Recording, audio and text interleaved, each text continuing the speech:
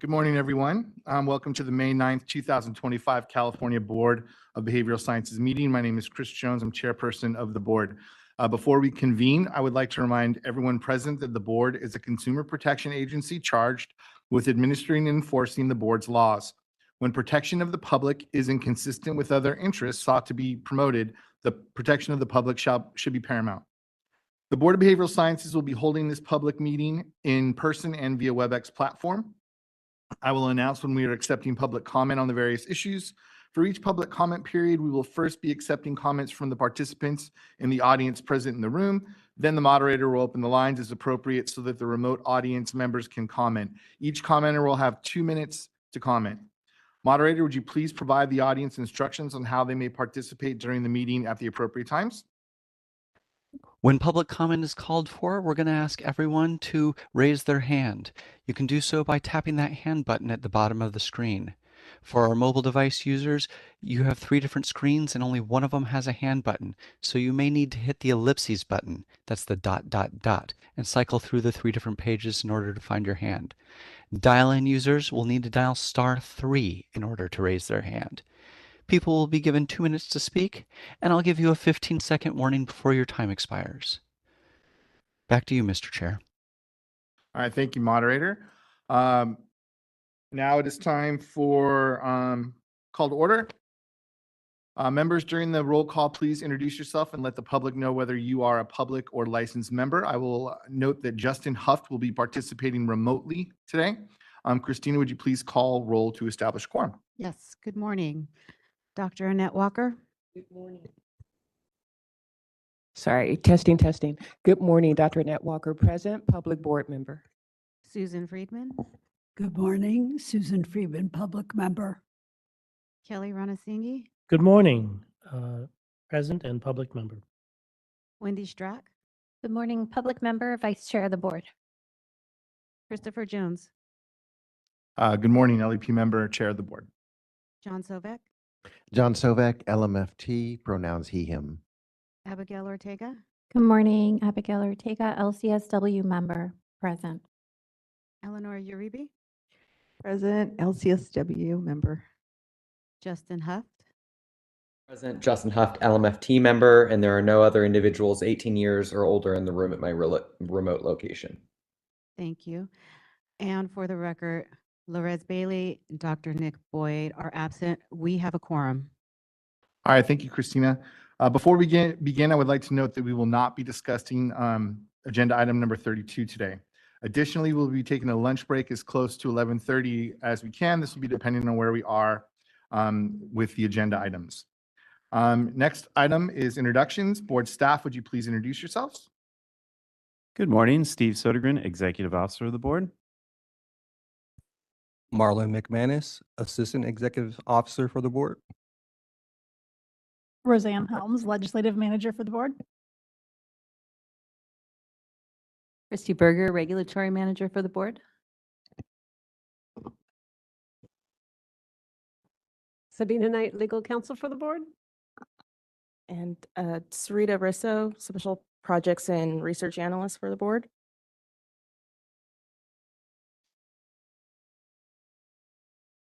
Is that everyone? All right, excellent. Thank you.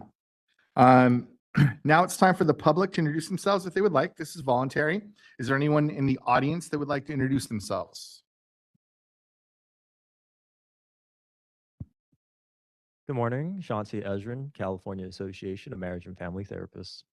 Morning. All right, is there anyone in our remote audience that would like to introduce themselves? There are. Hold on just a moment, please. First, we're going to call on Ben Caldwell. For everyone else, now is the time to raise those hands by tapping that hand button. Dial-in users, dial *3. Morning, Ben Caldwell, MFT.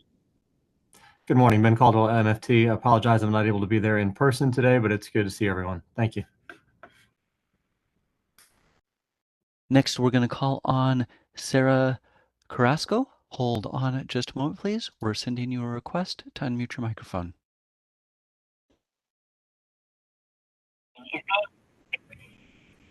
Are you with us, Sarah? Good morning, Sarah Carrasco, William Jessup University. It's great to be here. Thank you.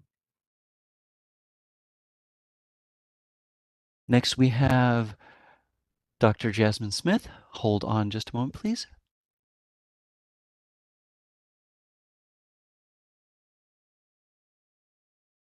Clinical social worker, and I am here as the Director of Capacity Building with the NASW California chapter.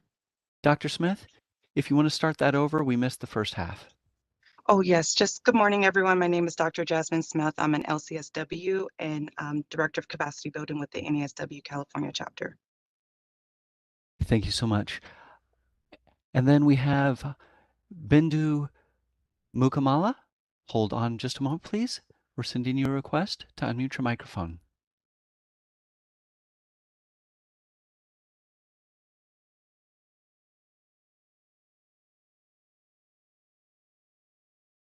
All right, we're going to send out another request.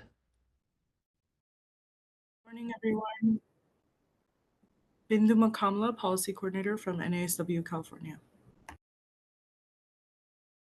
And those are all of our requests online. Okay, thank you, moderator. Next is our board chair report. Announcement of elections. Yesterday, the board held its elections for the board chair and the vice chair. I'm happy to congratulate Wendy Strack for being elected as chair and Nick Boyd for being elected as the vice chair positions. They will assume these roles after the conclusion of this meeting. Congratulations. I know you will do a great job. Big round of applause. Next, we have a resolution. Our very esteemed colleague, Abigail Ortega, has announced that she will not be seeking reappointment when her term ends on June 30th. We would like to take this time to thank her for her service to the Board of California. We'd like to present this resolution to memorialize the work that she has done.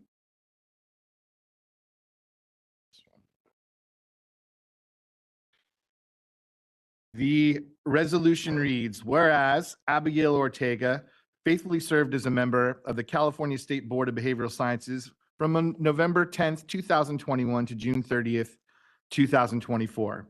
And whereas Abigail dutifully served on the board's Policy and Advocacy Committee, whereas throughout her years of service, she gave fully of herself and her ideas and acted forthrightly and conscientiously, always with the public interest and welfare in mind. And whereas, as one of the appointed board's licensed clinical social workers, she brought her knowledge and a deep passion for the profession, serving as an asset in advancing the board's consumer protection mandate. Whereas, her consistently positive attitude and unwavering dedication to fostering a spirit of collaboration greatly enhanced her work with peers and contributed to the effectiveness of the board. Whereas, she discussed these important responsibilities in a manner reflecting great credit upon herself and the board. And whereas her colleagues wish to express to her their high esteem and regard. Now, therefore, be it resolved this 9th day of May, 2024, that the members of the California State Board of Behavioral Sciences express heartfelt appreciation to Abigail Ortega for the outstanding contribution she made during her term of service to the board. Thank you, Abigail. Yeah.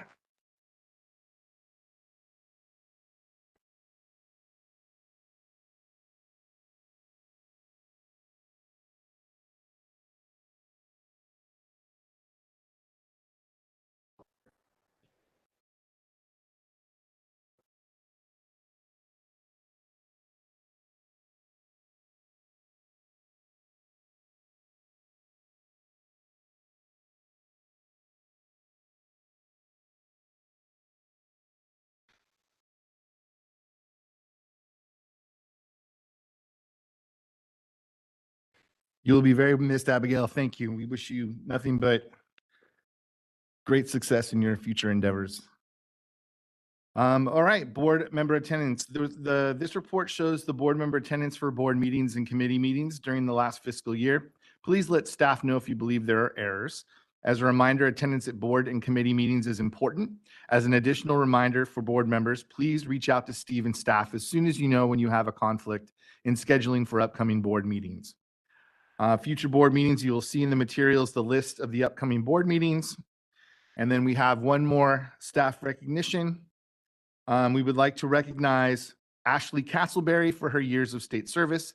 Ashley is currently the manager of the Criminal Complaint Unit, has been working for the board for over 2 years, but has been in state service for more than 15 years. Thank you, Ashley, for your work and everything that you do for the board. All right, next on our agenda is the executive officer report. Steve? Good morning. I'll give you the executive officer report, starting with the budget update. The board's budget currently is $14,061,061. I always stumble on those big numbers like that, so apologize there. Current expenditures are at $8.8 million, and currently we have a 18.7-month reserve. For personnel, bear with me, there's a lot of action going on here in the personnel department. We have a few promotions and new employees to announce. Pratiksha Baral has been promoted to and is moving from the cashiering unit and is now a licensing support technician.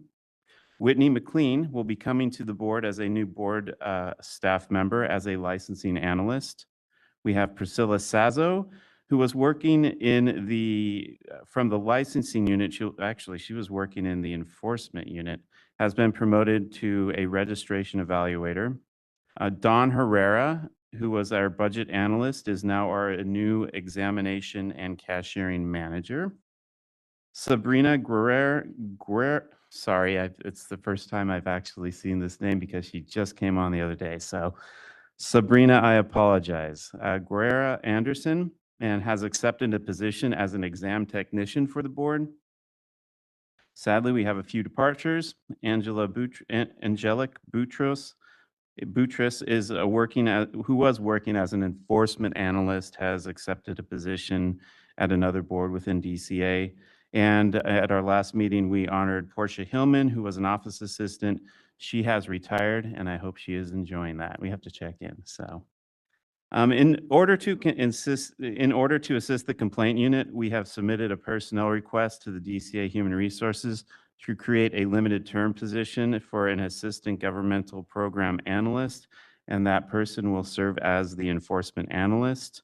What we have been doing is utilizing some of our expenditures. We have a reserve not a reserve. We have unexpended funds at the end of the year.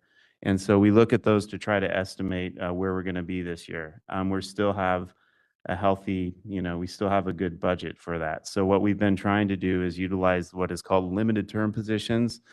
These are positions that you can fund out of what you have in your budget without going through the formal process of creating a BCP and such. Those individuals will stay on the board, work for us, and what we usually try to do is seek them to become permanent positions. So it's been helping us out a lot. And so we're utilizing it for this AGPA, so the enforcement unit can help out with those processing times, which we're still good, but we can always use more staff. Currently, we have 4 vacancies, and they're all in various stages of being recruited at this time. Licensing update. In the last quarter fiscal year, we issued 3,921 registration and licenses. As of April 11th, 2025, we have a population of 151,854 licensees. And additionally, there's a request at the last meeting that we begin noting the supervisory population in this report.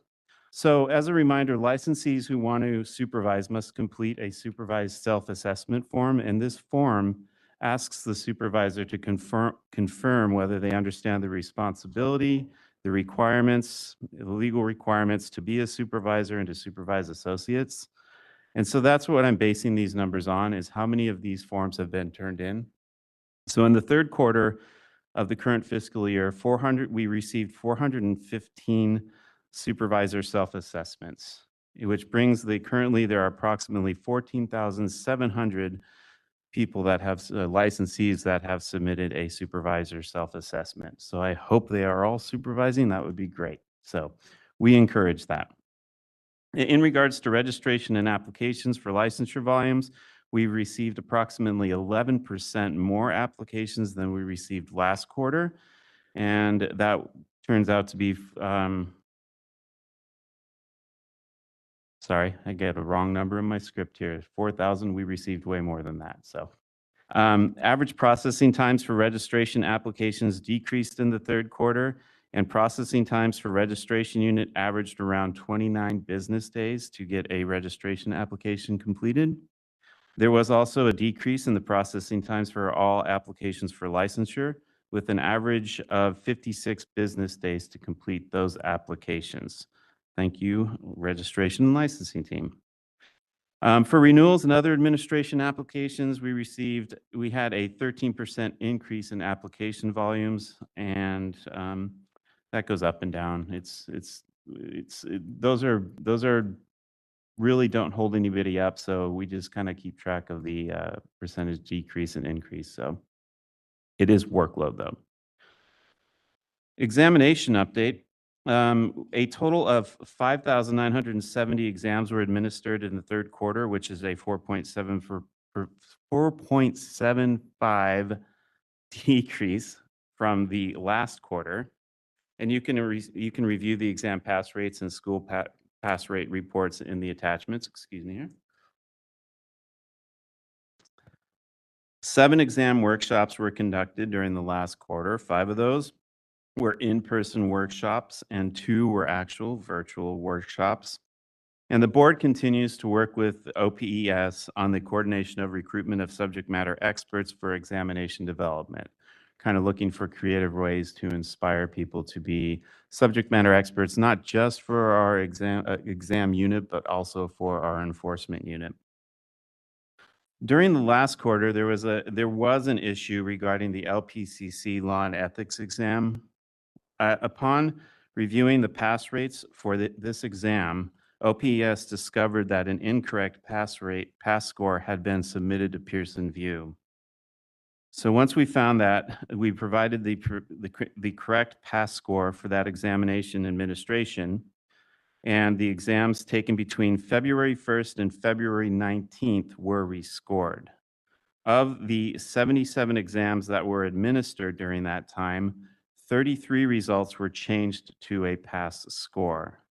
All candidates were notified by email, and we haven't really received any feedback. So it was a blip. We apologize for that, but it was a quick turnaround time. OPS was really good for really on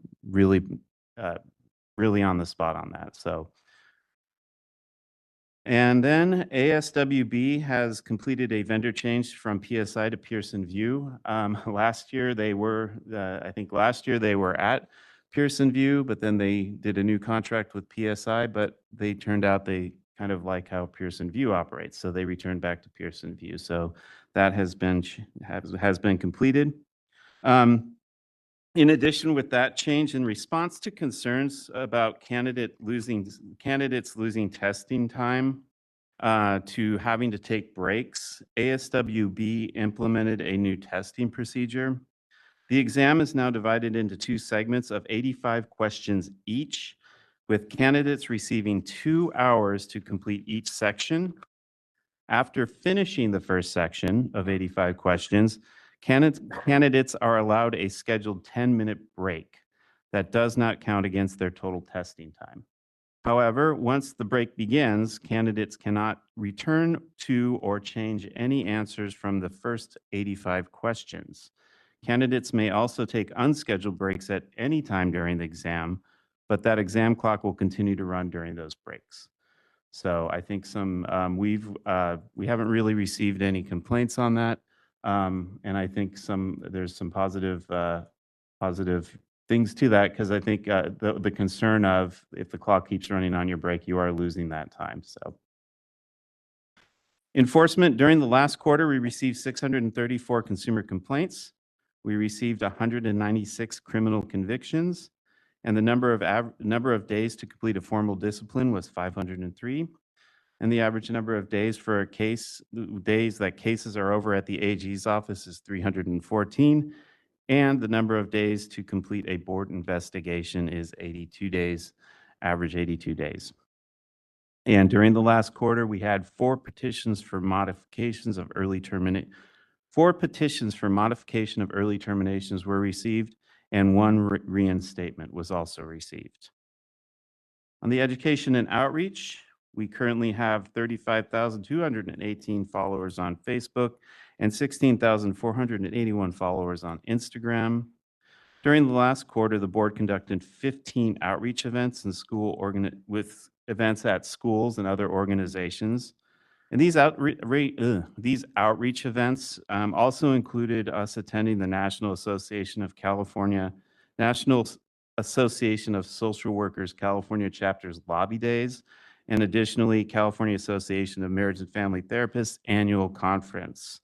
And I would like to thank both organizations for inviting us, and actually for CAMP allowing me to speak and give an update to their board members at the conference. It was an excellent conference. Both of them were. Got to meet a lot of people. Staff love it too, because we finally meet face to face with all the people we try to help out there. Get some good feedback, some good ideas. So we're really, really happy for those. Additionally, I also attended the American Association of State Counseling Boards annual conference in Myrtle Beach, and that is for the counseling group nationwide. Some topics that we discussed was the regulatory role in counseling supervision and the evolution of telemental health and artificial intelligence in mental health practices. So those are always great times for me to collaborate with other jurisdictions to see what the issues are, the big issues that are facing our regulatory boards. So, and it's fun to bring those ideas back.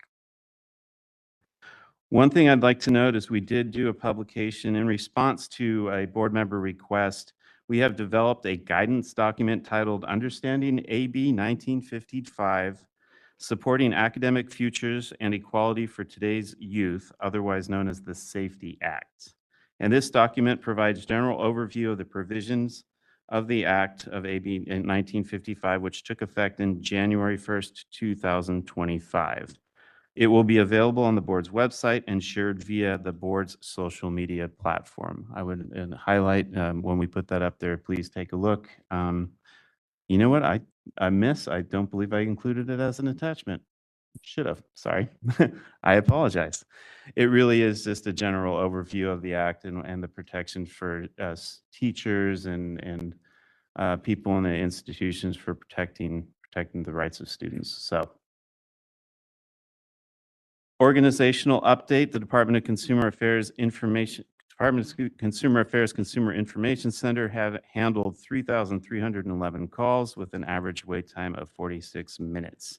And the board staff received around 32,000 emails the last quarter. And the strategic plan update is their attachment. And I am open for any questions, comments, complaints, concerns. Yes.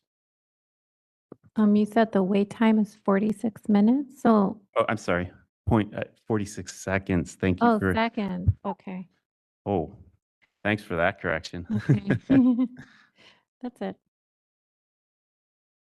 Yes, Susan, I guess.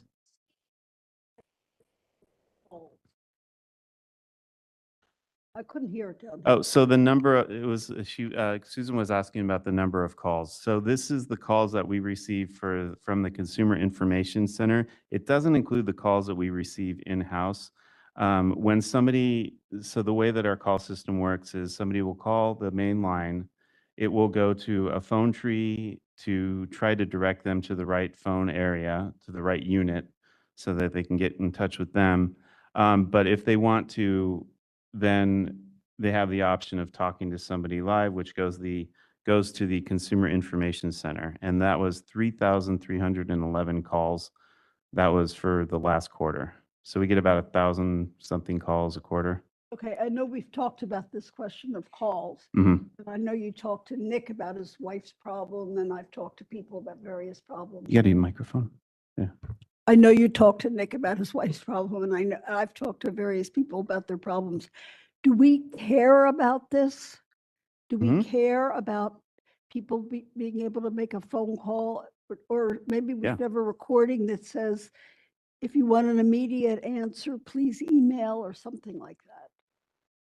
No, it is a concern, and that's always, I think it's always been a concern for us. We want to make sure people are getting the answer. You know, it's been a historic thing, and I know we've talked about it at the board before, trying to figure out the balancing. It's the tricky balancing of the resources to keep the processing times down, and then also addressing those calls on a live basis. I do concern about that. I mean, we do with as you can see, the emails, are connecting with people with 32,000 emails in a quarter. So, and I think I even talked about this last time, though, recognizing, though, when somebody does have those questions, that they're anxious to get the response, they're going to want to hear us voice-wise. So I understand the concern, and I don't like, you know, as a customer service aspect, it's not the best. And I keep trying to think of ways to do that, beyond hiring additional staff to do a phone tree or a phone bank. So it is a concern. So, Thank you. and I will keep working on it. So, and that was, yeah, Nick's, I'm better talking about that. Yeah, but it was interesting. Got some feedback. John Sovak, LMFT. So last board meeting, we had a presentation about this impending reserve issue. You've mentioned that you're using the limited term employees to fit into that. I'm wondering what other steps we're taking, because that presentation said we were kind of hitting this crisis zone that had to be addressed really soon. So I just wanted to follow up and see what's happening. We will be talking about that today. We will be talking about, we're doing a fee reduction in that reserve, for the reserve, to address that reserve part. Okay, Is that what sorry. you- I missed it in the action Oh, items. I didn't see it in the items. Sorry. Oh, okay. Nope, that's fine.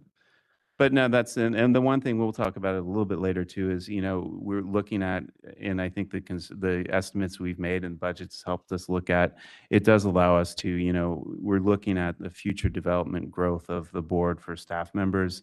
In the immediate, we're utilizing that. It's, I don't know why the term is escaping me right now, but the, not the reserve, but basically the money left over at the end of the year, we're really kind of strategizing and being agile and trying to figure how to use that. So, but yeah, the fee reduction will propose those regulations today. So.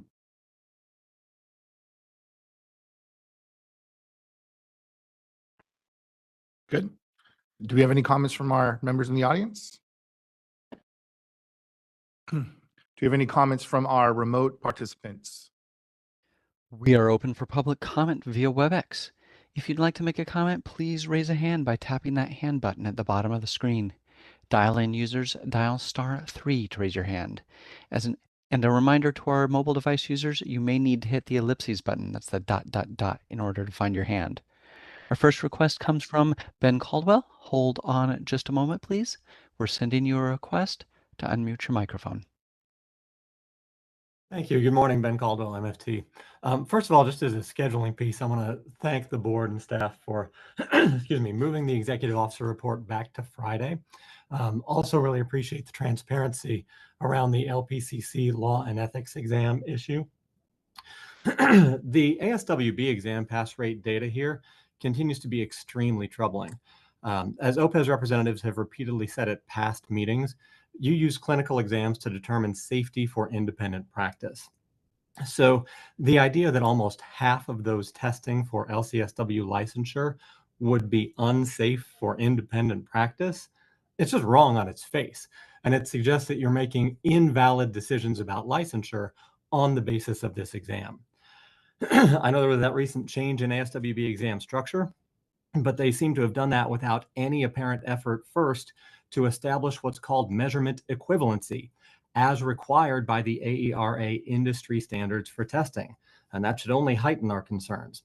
I'm sure a lot of examinees appreciate the structured break, but it's also true that those with test anxiety around a ticking clock now have to deal with a clock approaching zero twice during their exam instead of once. Further, when that change in structure first took place, ASWB appears to have provided some misleading information about whether the sectioning of the exam was optional and how that scheduled break worked. So I'd like to request that the ASWB exam process in particular be placed as a specific agenda item on a future agenda so that you and I and other stakeholders can ask some specific and direct questions about the exam development and administration process. Thank you. Thank you, Ben. Next, we're going to hear from Sarah Carrasco. Hold on just a moment, please. We're sending you a request to unmute your microphone.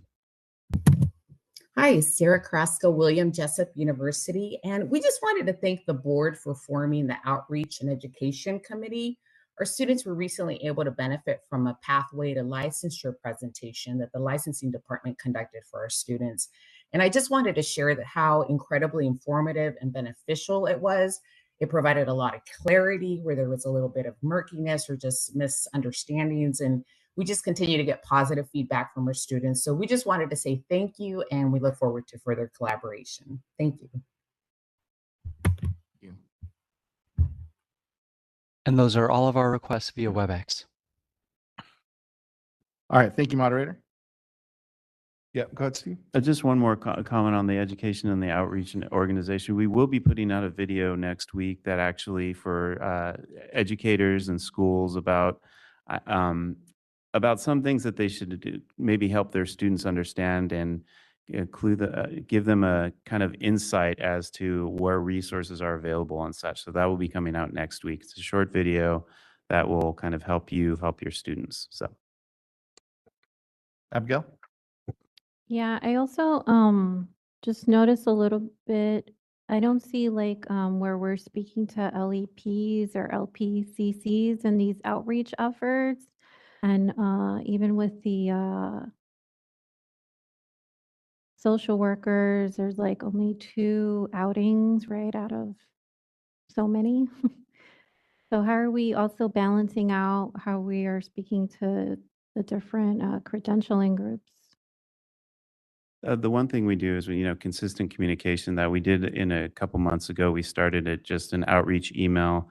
And so it's really trying to start reaching these organizations. CAMP has been, if you notice, there's a lot of CAMP and LMFT on there. We're consistently asked for presentations and stuff. And one of the big things is, first of all, with NASW too, is reaching out to that to get the social work and finding those connections. And so when we're out at these areas like CAMP, even though it might be a CAMP conference or an ASW conference, we do get in touch with LEPs and stuff. So every time I meet somebody, hey, we have this outreach. So as much as we can kind of put that out there, and then maybe also more publishing of that. We've started on the social media at least to kind of highlight that we do have these outreach events. Yeah, I just would like us to like balance out our resources, right, across all the different groups. And yeah, I just also like back to what Susan was saying about like us responding to calls. There's like a lot of misinformation. So I'm glad that we are increasing outreach to groups, because I see it a lot on Facebook groups. Like people are just spreading like these, they're stating things as facts when they're not actually coming from the BBS, and it's just spread so quickly in those chats. So we could be out there more sharing what is, law. Then I think that will help with a lot of the complaints and the confusion. Oh, definitely. Steve did attend we had a CASP event in March when we were here in Sacramento, our legislative days right? He came in and it was an LEP heavy event. And so he did attend that and kind of talked about where we were with, where LEPs were with BBS. And then we'll invite him to our annual convention, which is in October. Yeah. One other, just to throw in a clarification. When you see all of the MFT consortiums, they're a very organized group of educators from school programs that are designed to lead to licensure. Those consist of both MFT and LPCC educators. Even though they call themselves the MFT consortiums, it's both types of educators in there. And the one thing that we are we're putting this out there. We want to get the more connections and stuff. At the same time, we're looking at, because of resources, what are the things we can do? Like if we start getting a flood of requests for, presentations, what are possible ways that we can satisfy those requests without draining our resources? Whether it's maybe getting the people that are having the request to combine and let's see if we can do bigger presentations, or are there things that we can start recording and presenting out there on Facebook or offer on the website or put out to educators in a consistent manner so that they have the resources. So that will be another big topic for education and outreach, or the committee. Kelly. Steve, in the last 12 months, have you conducted any outreach to any rural or tribal jurisdictions? No, we haven't. Okay. In the next 12 months, I really would like to see some outreach to a rural or tribal jurisdiction. I fear that our outreach is really kind of paralleling the industry outreaches that occur at these big conferences, which are very helpful and efficient, but they're also not reaching underserved populations. So I would appreciate that if we could at least do one or possibly more in a tribal jurisdiction, or even at a tribal education conference or at a rural education conference. That would be very, very helpful. Could I ask to partner with you and keep it go? Good. Let's collaborate on that. Susan. A quick question, Steve. Could you give us a very, very, very short description of what the concern was at that meeting about AI and therapy? At the ASCB conference and various other conferences, they're talking about AI, and it's really just kind of exploring what we need to be concerned about, the confidentiality, the safety of the client, just really general. But are some people just using AI? I really couldn't tell you that, but it's something that's on our radar. Shaking her head, yes. No, I'm sure that, yeah, they are using AI, but it's how they're using AI. Is it in the therapeutic process? Is it claiming to be a counselor or not? I mean, those are some of the concerns. So we will be talking more about that in the near future, kind of that discussion. That's something that this board should be really concerned about. We have to look, we have to find the concerns and really pin down what we're concerned about. And I already kind of know, like I said, the confidentiality, the safety of the clients, and consumer safety is really the big aspect when we're looking at those, any sort of telemedicine modalities that you use in the license, in the therapy process. So then if you notice, when we're going to be talking about the Sunset Report, we talked about issues, and that AI, telemental health is a concern to us. And so that will be in the next, as we move forward down in our board meetings and stuff, you'll be hearing more conversations about that. So, and we do have an agenda item about a bill that's looking at AI later today. Yeah. We have an agenda item about a bill that's looking at AI later today. Right. So it's being addressed. Right, but we never know if any bill is going to get passed, because that's anything that costs money this year is not going to get passed. Well, hopefully. Well, we only have control over what we have control over, Susan. So we've got the bill that we're going to try to support. All right, anything else? Okay, let's move on. Our next agenda item is Department of Consumer Affairs update. Judy Buccarelli from DCA's Legislative Affairs will be presenting an update on the Department of Consumer Affairs. Judy, the floor is yours.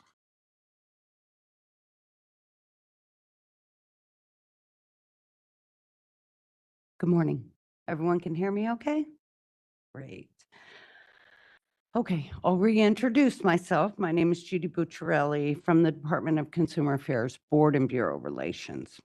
Before I get started this morning, on behalf of the department, I'd like to thank the board for a successful sunset review.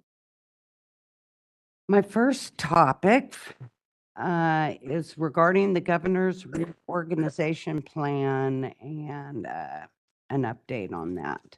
In January, Governor Newsom released his proposed 25-26 state budget, which included a proposal to split DCA's oversight agency, Business, Consumer Services, and Housing Agency, into two state agencies, the California Housing and Homelessness Agency and the Business and Consumer Services Agency.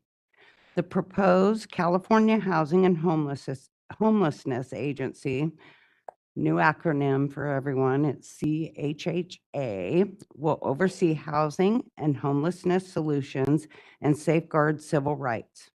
The new Business and Consumer Services Agency will be responsible for consumer affairs, licensing, and enforcement. The Department of Consumer Affairs would be among the 8 departments in this new agency. As part of the process in state government, the governor's reorganization plan was delivered to the nonpartisan Little Hoover Commission for review on April 4th of this year. The submission of the plan to the commission began an approximate 90-day formal review process.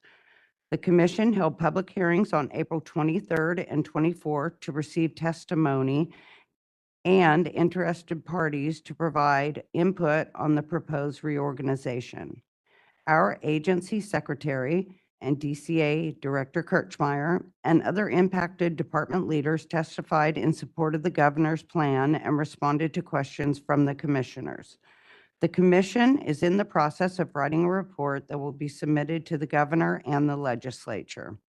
The commission's report will offer a recommendation to the governor and legislature as to whether it believes the reorganization plan should go into effect. The commission sometimes offers recommendations for how the plan could be strengthened, either through administrative actions or subsequent legislation. The legislature will then have 60 days to review and consider the plan. The governor's plan becomes effective on the 61st day after it has been given to the legislature, unless either the Senate or Assembly adopts by majority vote a resolution to reject the plan. If approved, the Business and Consumer Services Agency will be created in July 2025 with 1 year of transition and will become operative on July 1st, 2026.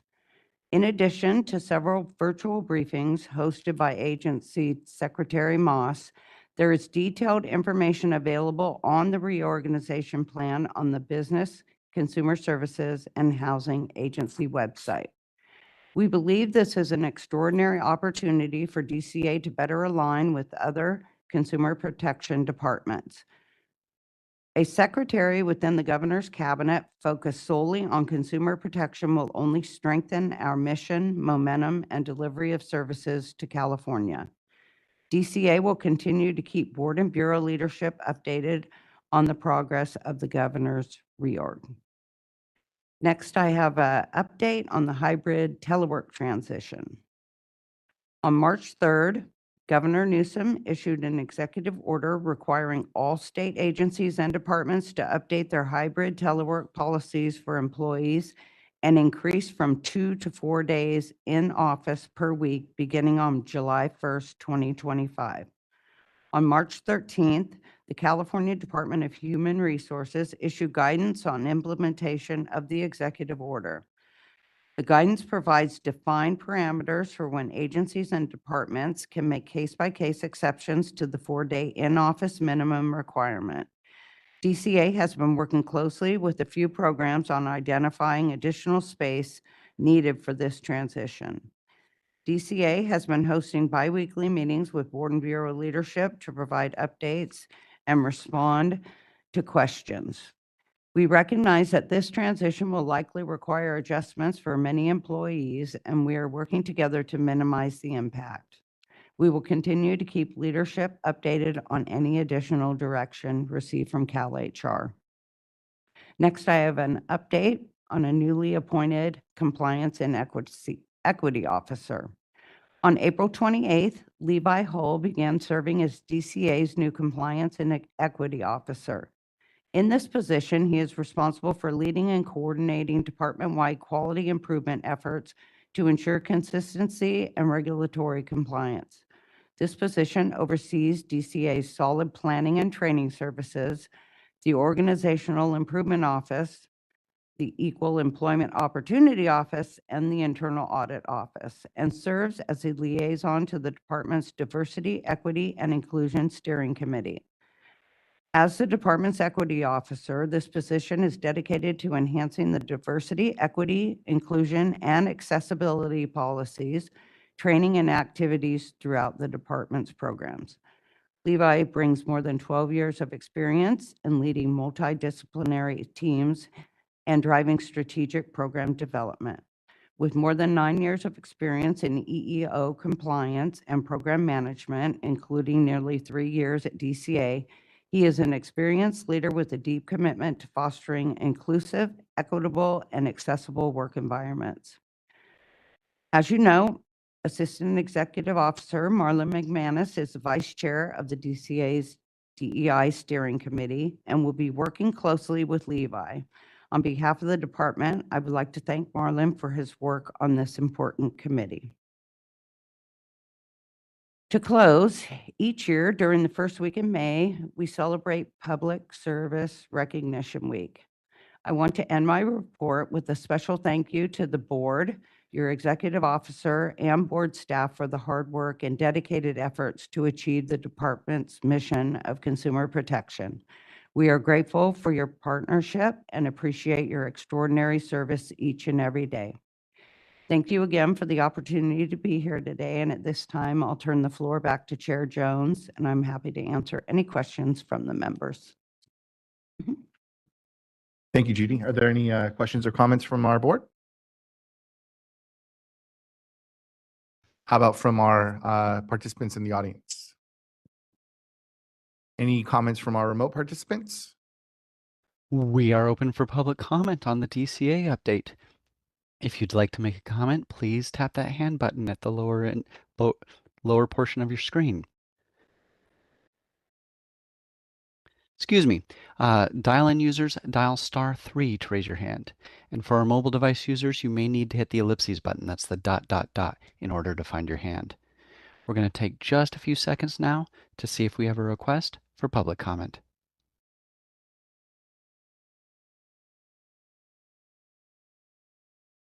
Seeing no request for public comment, do you wish to continue with the agenda? Yes, thank you, moderator. All right, thank you, Judy. We appreciate your time. Okay, you're welcome. Next on our agenda is the strategic planning update. Today we have Sarah Urani from Solid to present on the status of our strategic planning activities. Sarah, there you go. Hello. Can you hear me? Just double checking. Yeah. Okay, perfect. All Thank you. right. Just to introduce myself again, I'm Sarah Irani from Solid Strategic Planning team. And I just wanted to give a brief update on your strategic plan. So the survey that went out to external stakeholders closed last Friday, and we had a total of 1,143 responses to that survey.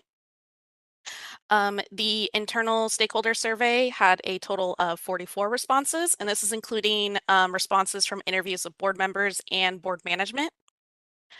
To talk about what the next steps are now that both those surveys are closed and completed, I am going to be reading through every single response for both those surveys, and I'll be categorizing them and then summarizing everyone's responses into that environmental scan report, which once again is going to be a report that'll highlight how both your external and your internal stakeholders feel about the board and what the board is doing. And that report is going to be given to you at least 2 weeks prior to your strategic planning session in August. So you'll have plenty of time to read it over and come up with ideas based on that environmental scan, what you believe you should focus on for next 3 to 5 years in your new strategic plan. So that is pretty much everything I have. Not sure if anyone has any questions. I can try to answer them. Any questions from our board? Any questions from our in-person audience? Any questions or comments from our remote participants? We are open for public comment on the strategic plan update. If you'd like to make a comment, please raise a hand by tapping that hand button at the bottom of the screen. Dial-in users dial *3 to raise your hand. We will call on people in the order we have requests. We're going to take just a few seconds now to see if we have a request for public comment.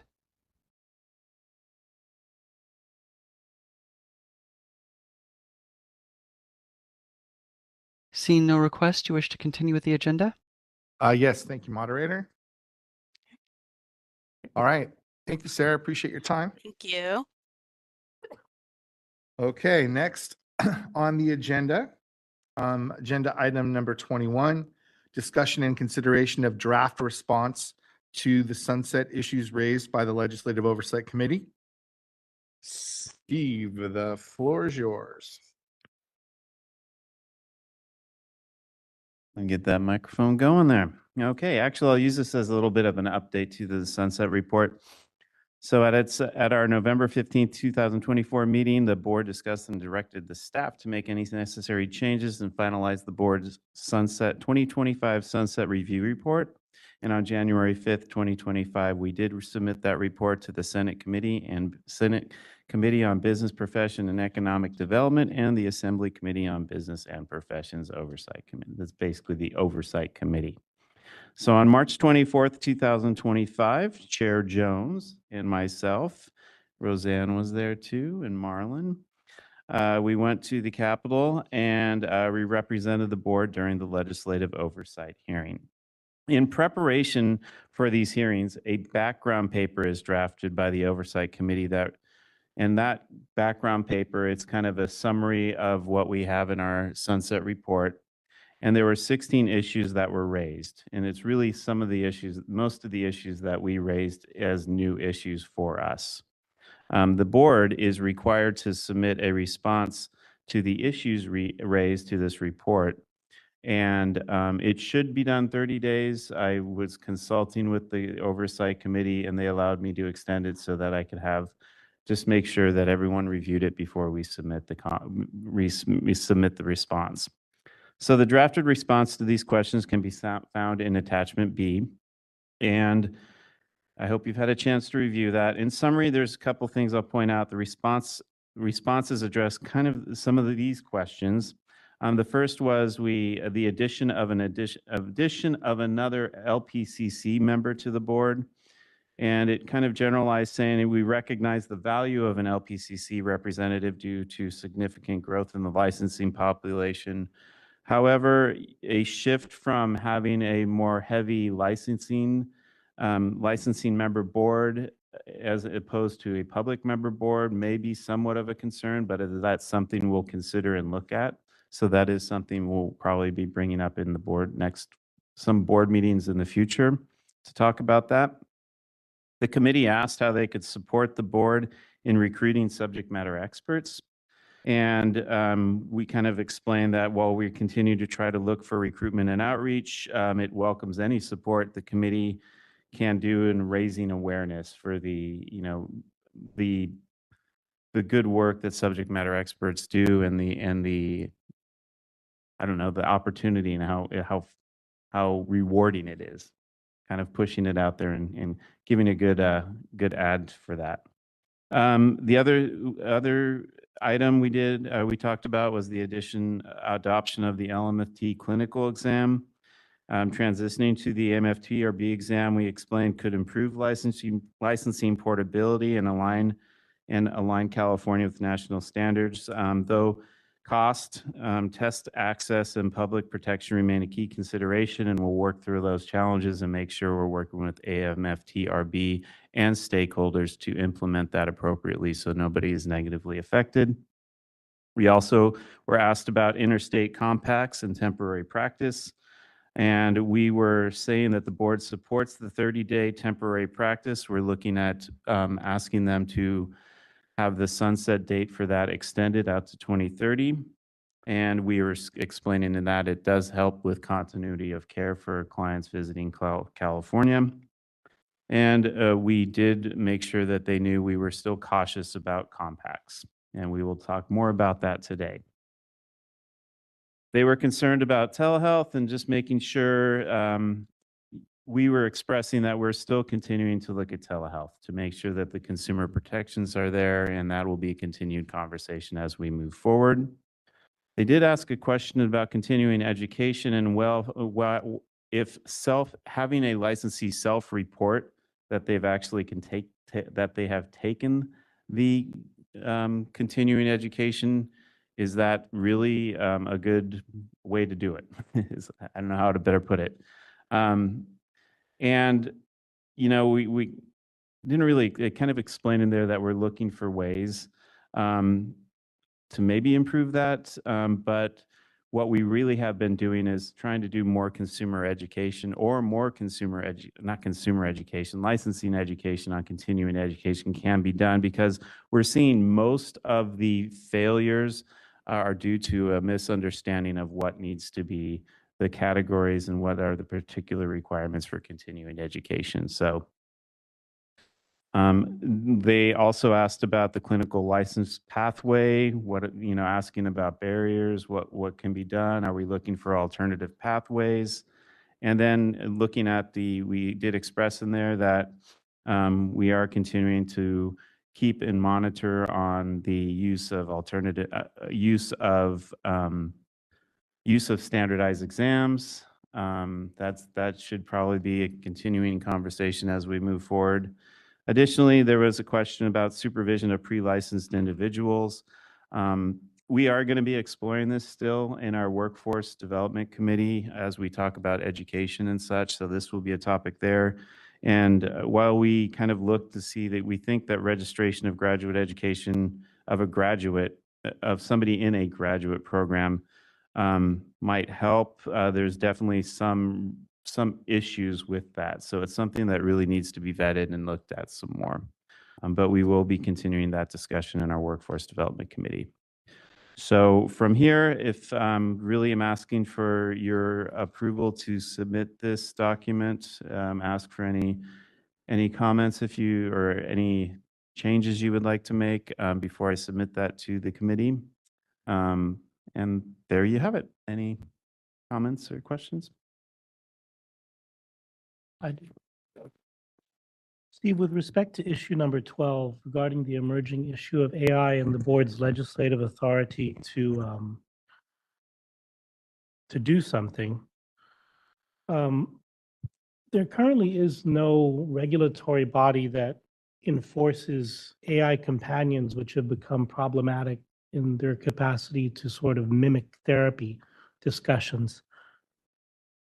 Is it the board's recommendation that we should advocate for grasping that legislative authority at this point? And if so, is it a good thing?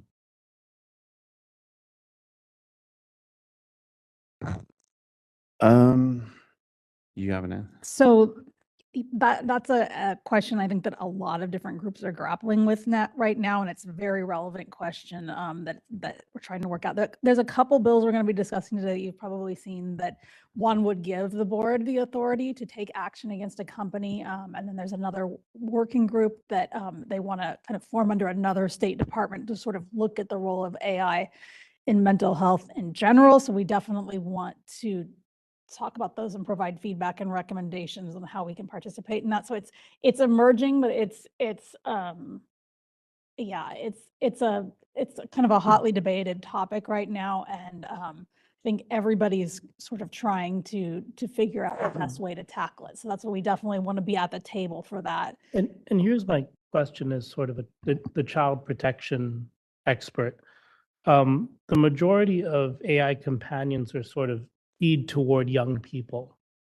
These AI companions have in the past mimicked therapeutic discussion and sort of overlapped into mental health concerns when they really shouldn't. Someone needs to enforce it. And the Board of Behavioral Sciences seems to be in a good position. There's no one else doing it. Certainly the industries aren't going to do it. And in one situation, a young person actually committed suicide because their AI companion became so addictive and was providing them bad authority, when really they should be going to a mental health clinician versus talking to a platform about suicide. It's not, a platform's not designed to assess that sort of risk. The clinician is. So that's my concern that I bring to the board's attention. And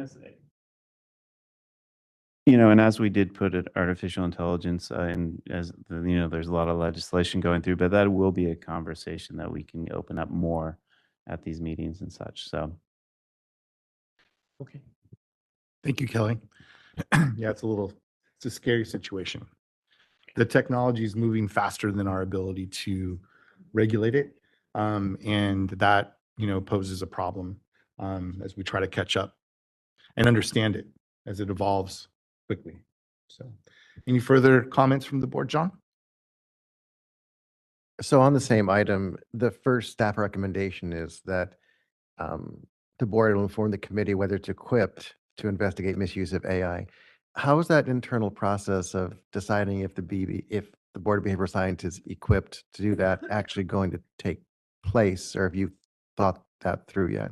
it would have to be, staff would do research and then bring it to the board for discussion is what that would entail. So. And one of the first things I think that we're going to discuss today is there's a bill that would give us the authority. Right now, we only have the authority to take action against a person. We don't have any authority to take action versus a company or an entity. So this particular bill that we'll be looking at today proposes giving us a little bit broader authority to take action against an entity. So I think that's really a first step. It's not the last step, but it's a start. By far, yeah. It's just my suspicion that any type of monitoring of that type of stuff would be very resource heavy. And that's when we have this word equipped, it's like, actually, do we have the resources to manage that when we're barely getting breeze to register people? I mean, I think it's a very high stakes, very costly process. So that word equipped is the one that just in that staff recommendation, it's just like, are we equipped, I hear you.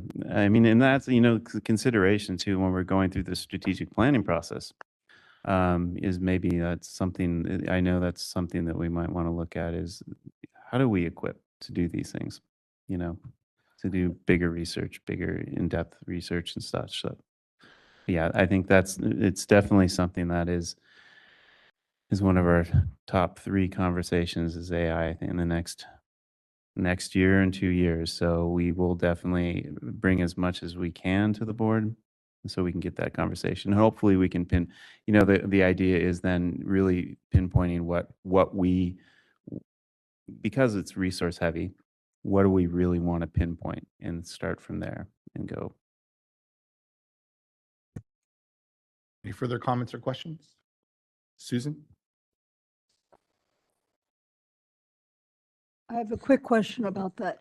Do we want to put something on our website that is like a warning to people about using AI as a therapist? I'm asking that as a question.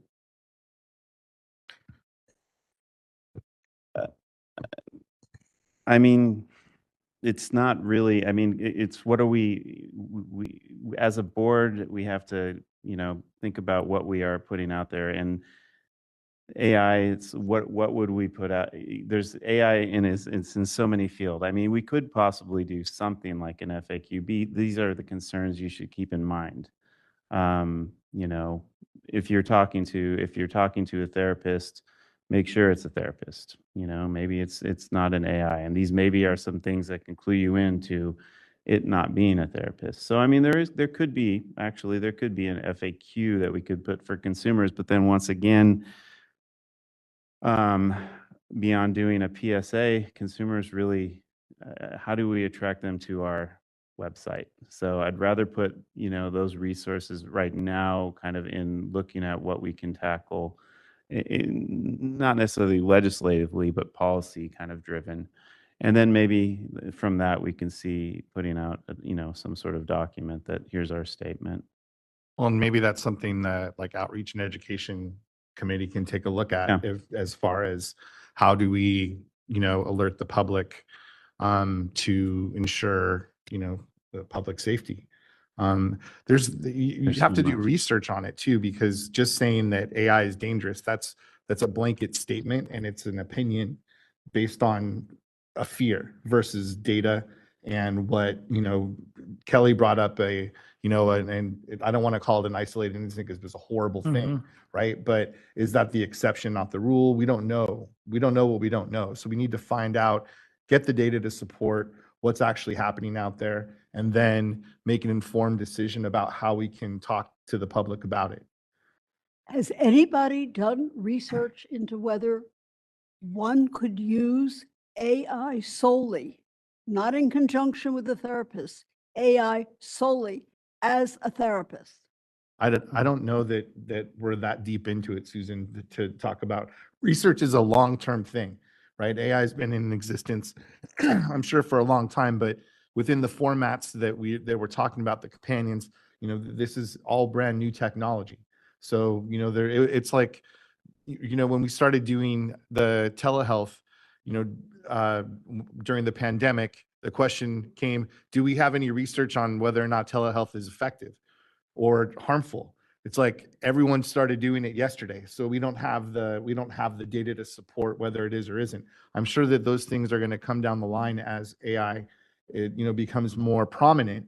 But starting to do that research and trying to get not ahead of it, but just keeping up with it, with the advancements, I think is something that we can look at as a board and seeing how the public is impacted. But I hear you, and it's something that's going to be, again, I don't want to parallel it with the telehealth, but telehealth, although it had been in the law for years, forever, it wasn't used until it was necessary, right? So we didn't know it, we didn't have it there. So now all of a sudden it blew up during COVID, and then we had to react to it. So we're in a very similar situation where AI is blowing up and we have to react to it. Nobody wants to be in a reactive situation. We'd much rather be in a proactive situation, but we've got to try to keep up with the technology. Well, that's why I think if we're going to be proactive, we need to think about it now, not not somewhere. Well, we down are. the That's why we have 3 agenda items that have to do with AI today. And I agree, that's good. There has been some research on AI that it's focused toward youth. And actually our state senator is doing an investigation into it, Senator Padilla, which I think is a very good thing. But sooner or later, we have to find out who has jurisdiction to determine protection. And one thing we can impart to the legislature without, seizing legislative authority is you have to point to someone. And I agree with Mr. Sovek that this would vastly increase the duties of BBS. And if they're going to do it, they have to at least expand our authority and funding. And when you talk about the regulatory piece of it, who has jurisdiction, Yeah. nobody does right now, right? So who is best suited for it? We are also the Board of Psychology. So maybe it becomes a joint effort between the 2 boards to talk about how we can partner to support that. Just a thought.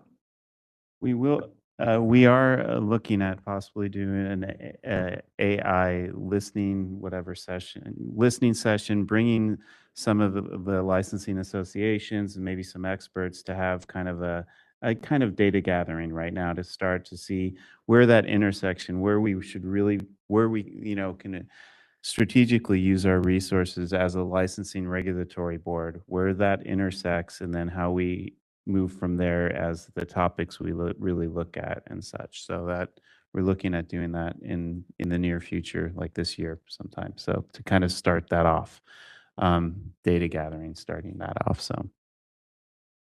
All right. I do appreciate the robust conversation.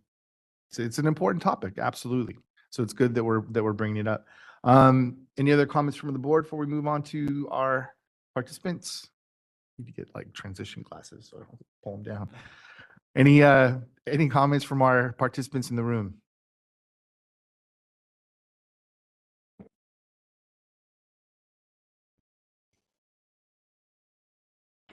Good morning again. My name is Shanti Ezrin. I'm with CAMT. Just wanted to come up here to thank you, Chair Jones. Thank you to the entire board. Thank you, Steve. Thank you to all staff for your work and leadership through this sunset review process. CAMT was at the oversight hearing supporting the board, and we've also read through the responses to the questions that were asked by committee staff, and we think that the drafted responses are very comprehensive. So just wanted to thank you, and please let us know how we can continue to support the board through this process, and we look forward to working with you on each of these topics. Thank you, and thanks for coming and being there with us. Of course, thank It you. was quite the show. Any further comments from our participants in the audience? Any comments from our remote participants? We are open for public comment via WebEx. If you'd like to make a comment, please raise a hand by tapping that hand button at the bottom of the screen. Dial-in users dial *3 to raise your hand, and we will call on people in the order we have requests. And our first request is coming from Ben Caldwell. Hold on just a moment, please.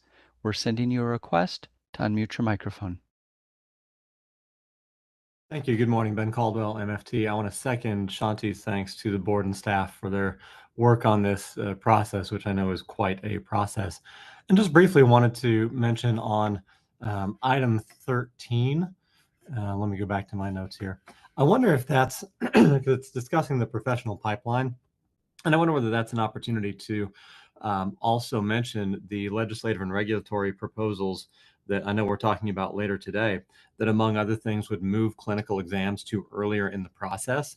That should reduce average time to licensure and have a relatively immediate impact on the licensee population. Just seems like a nice opportunity to tie the board's work into this known issue of we just need more licensees.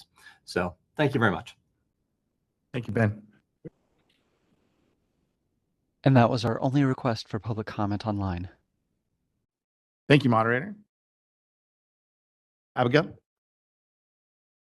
Yeah, I think in looking at issue number 13, I just wanted to add that I think increasing, right, the amount of people in the behavioral health workforce is important, but I don't think that that's the only thing that will fill the gaps for the high need areas, because a lot of people are choosing, right, to go into private practice and not choosing to go into the nonprofit areas.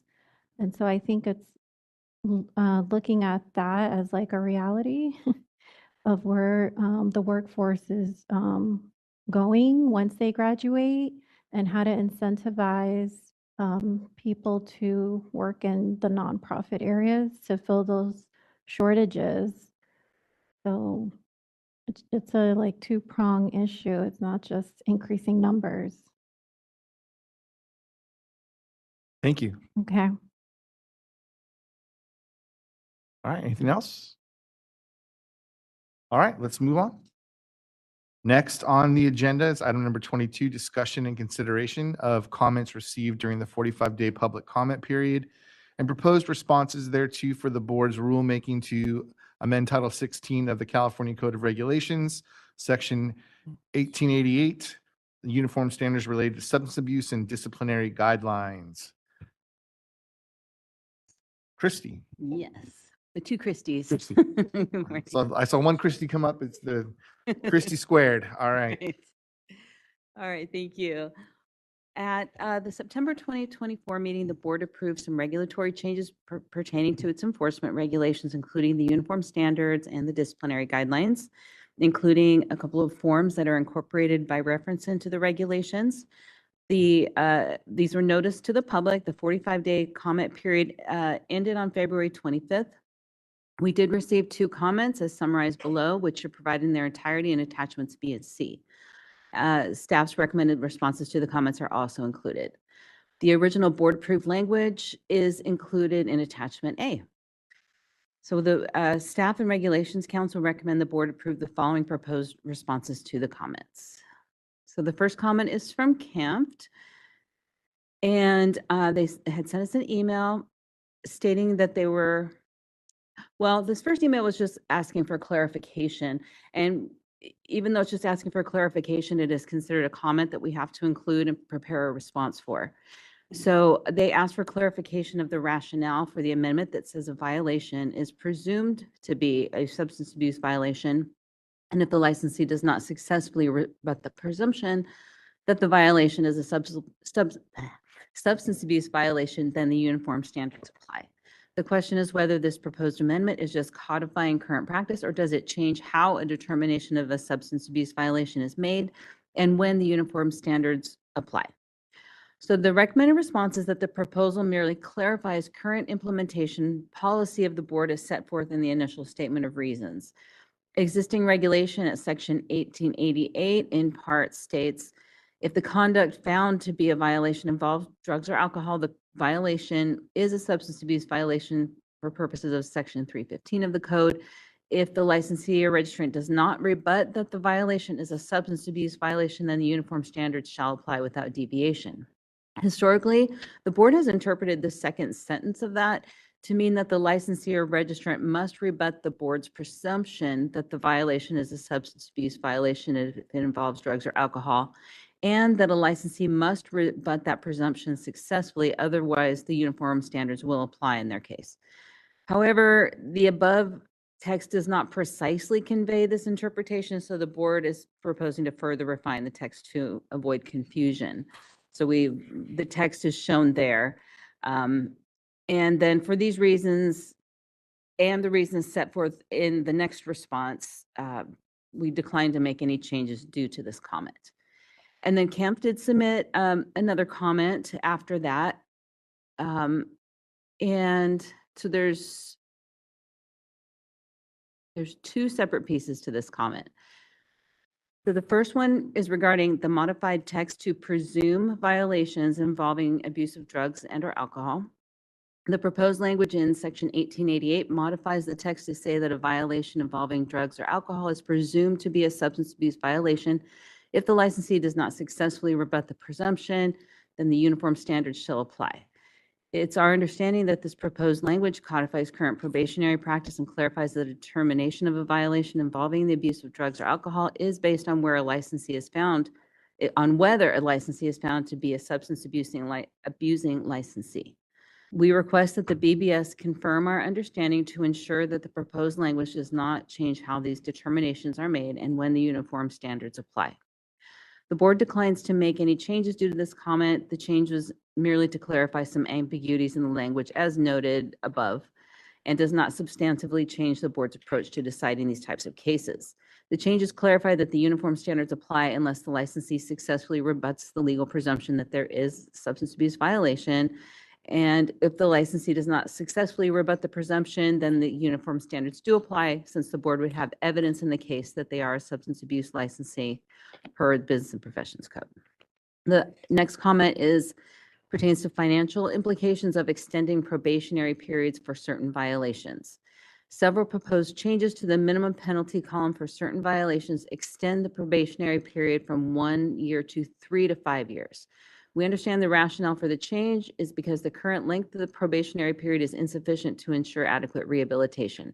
While we don't oppose the proposed change, it was as recent as September 2024 when BBS board members held a discussion around the increased number of probationers having a difficult time complying with their probationary terms due to financial strains.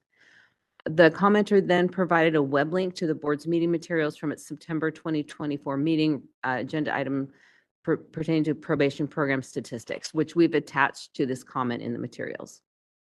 The commenter then added that increasing the length of the probationary period increases financial strains on the probationer at $1,200 per additional year of probation. And as the board continues their monitoring of reasons that a probationer may surrender their license, we highlight this for your attention, as it appears that financial strain during probation has become an increasing factor for license or registration surrender. So our recommended response is that while the commenter did not specify which probationary periods that they specifically had concerns about, staff believes the commenter is referencing the following proposed amendments, which are excerpted from the guidelines document in attachment A. So these amendments are splitting one category that's currently combined into two, as they're really separate types of violations and differences in subject matter and differing impacts on public safety. So we felt that the penalties should differ. So the two categories are, well, let me just go through. So the newly split out category is violating, attempting to violate, or conspiring to violate any provision of the chapter or any regulation adopted by the board, currently titled violations of the chapter or regulations by licensees or registrant. The currently listed terms regarding probation length state registration on probation until exams passed and license issued, and then license issued on probation for 1 year. And those are not directly applicable to this category, as it could be violated by someone who is already licensed. Therefore, a standard probation length needs to be set. 3 to 5 years probation for this category is likely sufficient to ensure adequate rehabilitation in the board's experience. This provision is most commonly used when a licensee conspires to violate the board's laws regarding unlicensed activity, which presents significant risk of harm to the consumer. This penalty is appropriate considering the high risk of harm to a consumer receiving services from an unlicensed individual who has not met the standards for professional licensure.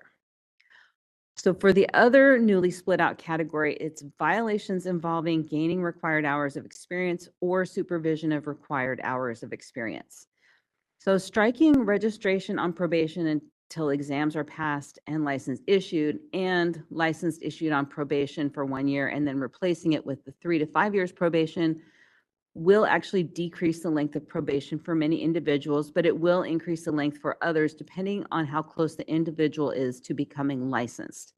This change will provide a consistent length of probation, and in the board's experience, 3 to 5 years is typically sufficient to monitor probationers for this type of violation. We believe this penalty is appropriate as the board considers violations based upon gaining required hours of experience or supervision of the required hours as serious. And these violations directly relate to competency of the supervisee and their ability to practice with safety to the public. Therefore, the board declines to make any changes due to this comment. While the board is sympathetic to the financial strain of probation, the board's highest priority is public safety. So if the board agrees with the recommended responses, the staff has provided a recommended motion. Again, it's separated into two parts. So Part A, the proposed motion pertains to response to comments. And then Part B would be if the board rejects the previously discussed comments and makes no further changes to the proposed text, staff recommends the board, there's a recommended response.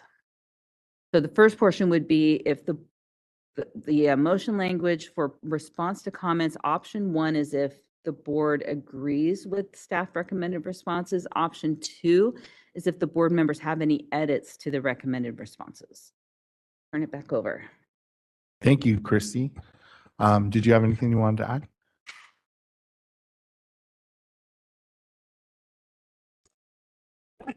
I just wanted to add to the excellent presentation by Ms. Berger that this portion that we're discussing is just to review the comments and decide if you want to make any changes to the responses. The second motion would be to wrap up the rulemaking if you agree with the recommendations of staff. Right. Thank you. Thank you. Any comments or questions from our board? Someone like to make a motion? Wendy? Make a motion to direct staff to proceed as recommended as specified and provide the responses to the comment as indicated in the staff recommended responses. Second by Dr. Walker. All right. We have a motion and a second. Did you get that, Christina? Okay. Perfect. Any further comments from the board? Any comments from our audience?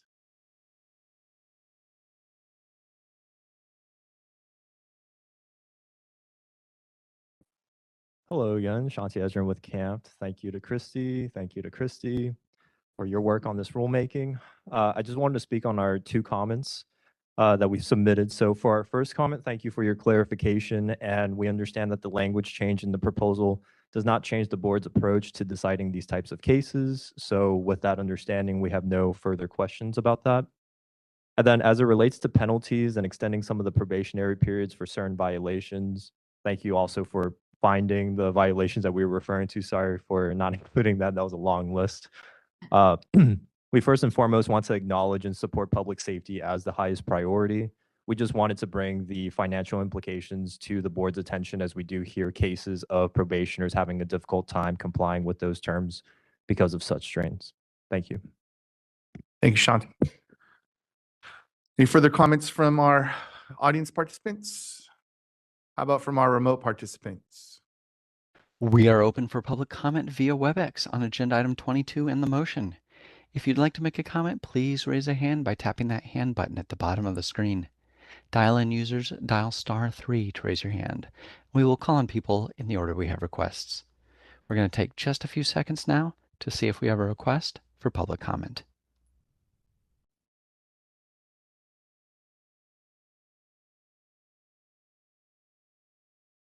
Seeing no request, you wish to continue with the motion?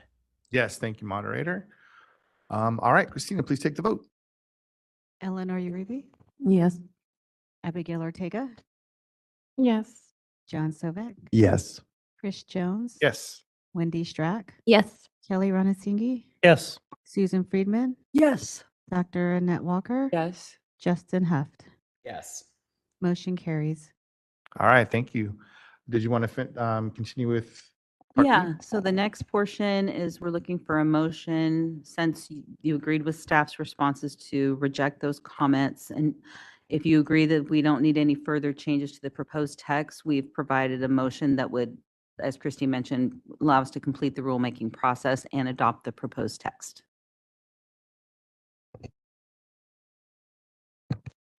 John Sovek, LMFT.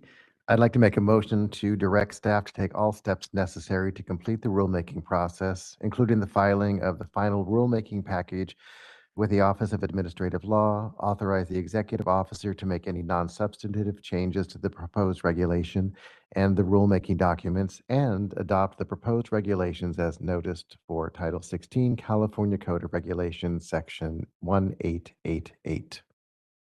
Second. All right, we have a first and a second. Any further discussion?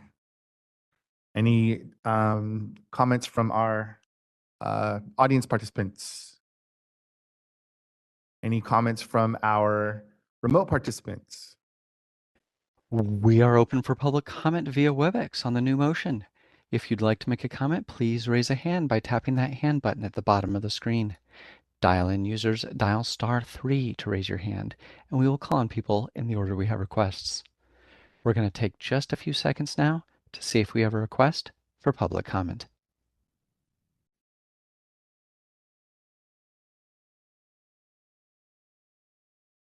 Seeing no request for public comment, do you wish to continue with the motion? Yes, thank you, moderator. All right, Christina, please take the vote. Eleanor Uribe, Yes. Abigail Ortega, Yes. John Sovek, Yes. Chris Jones, Wendy Strack, Yes. Kelly Ranasinghe, Yes. Susan Friedman, Yes. Dr. Annette Walker, Yes. Justin Huft. Yes. Motion carries. Wonderful, thank you. All right, I think it is time for a break. Let's take a 10-minute break and we'll come back with our next agenda item after that. Thank you.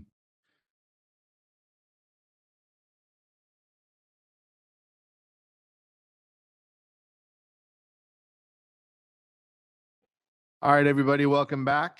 We are going to move on to agenda item number 23, discussion and possible action to initiate a rulemaking to amend CCR Title 16, Sections 1816, 1816.1, 1816.2, and 1816.4 fee reductions. Steve, when you're ready, would you give the board an overview? Sorry. Multitasking. Well, hello there.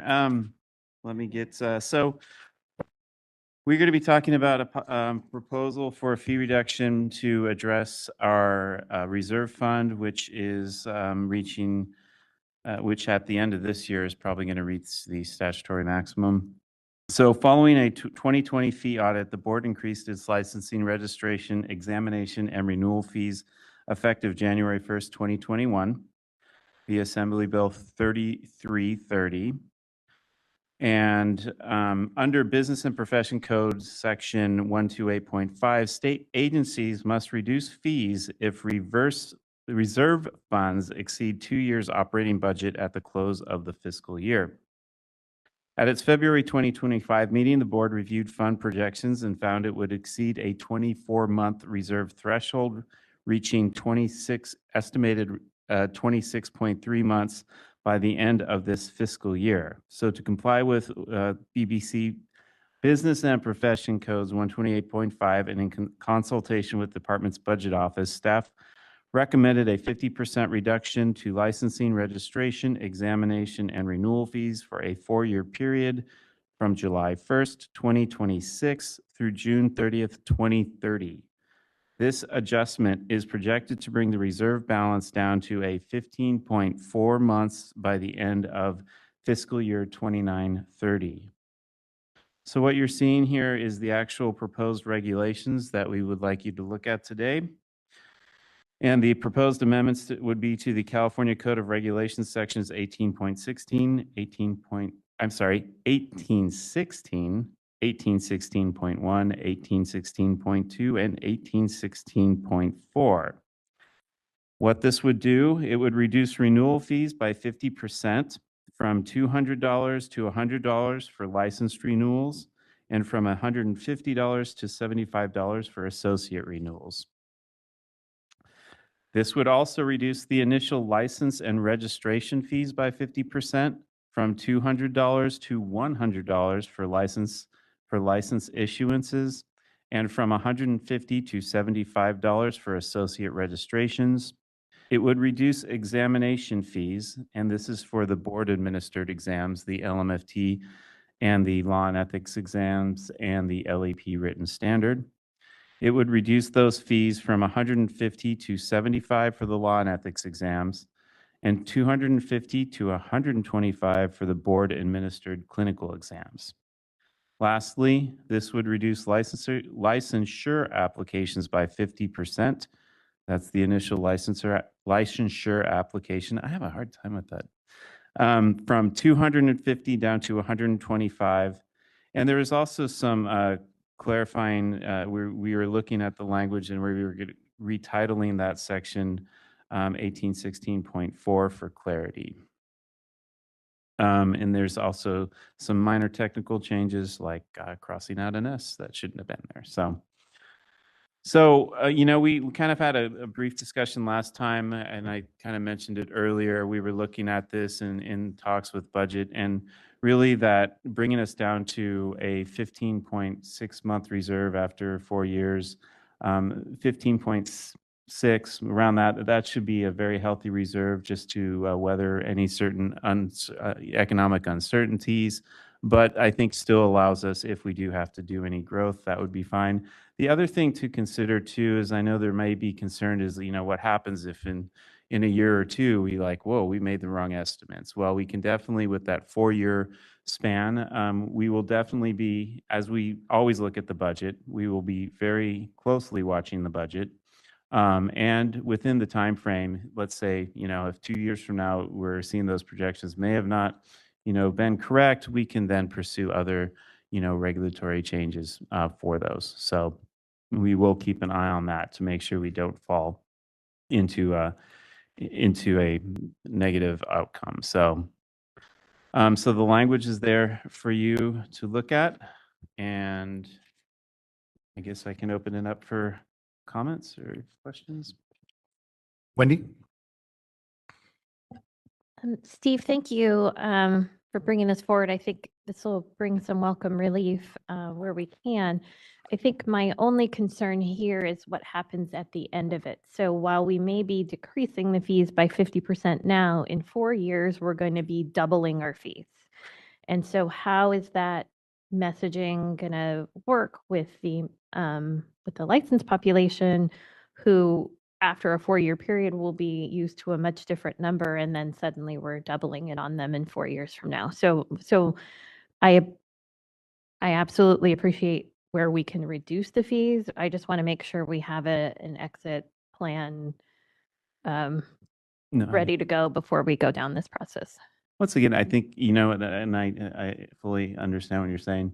It would be the process of looking over, after, 1 or 2 years to see what we want to maybe do with that. If we see that for some reason the 50% reduction is something that is working, it's going to bring us to that level. Once we do more estimates on that, maybe there's another change we would like to make. Or, I mean, leaving it as it is, it definitely would be at least major communication with, letting them know of the change. But I think we could have those discussions about, year 2 or 3, what we want to do with that, if that.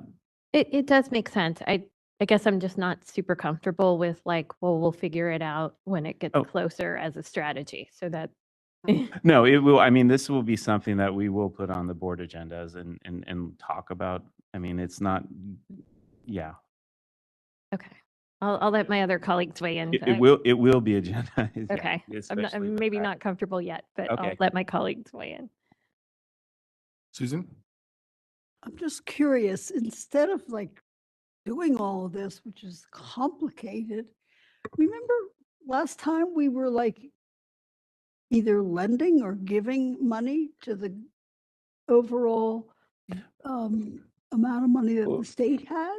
Well, that's a different whole procedure, and we really can't, we're not, the board can't really lend money. That's the state, the governor, and the governor's state controller's office that enacts that. And so it's not really an act we can do.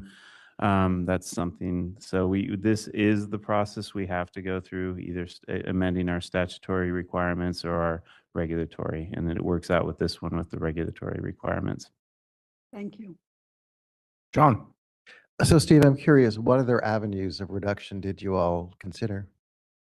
Actually, these were the only ones that we considered. I don't know what other off it would be for us to actually review other than our fees. What were you thinking? Did you have like? Go ahead. No, go ahead. I'm always intrigued to hear your thoughts.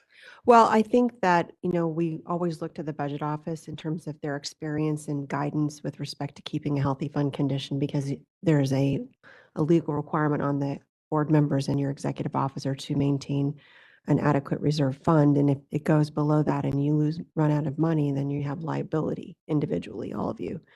So that's why we consulted with them and said, like, how much of a cut would we need to get there? And that's where they came up with the 50% number.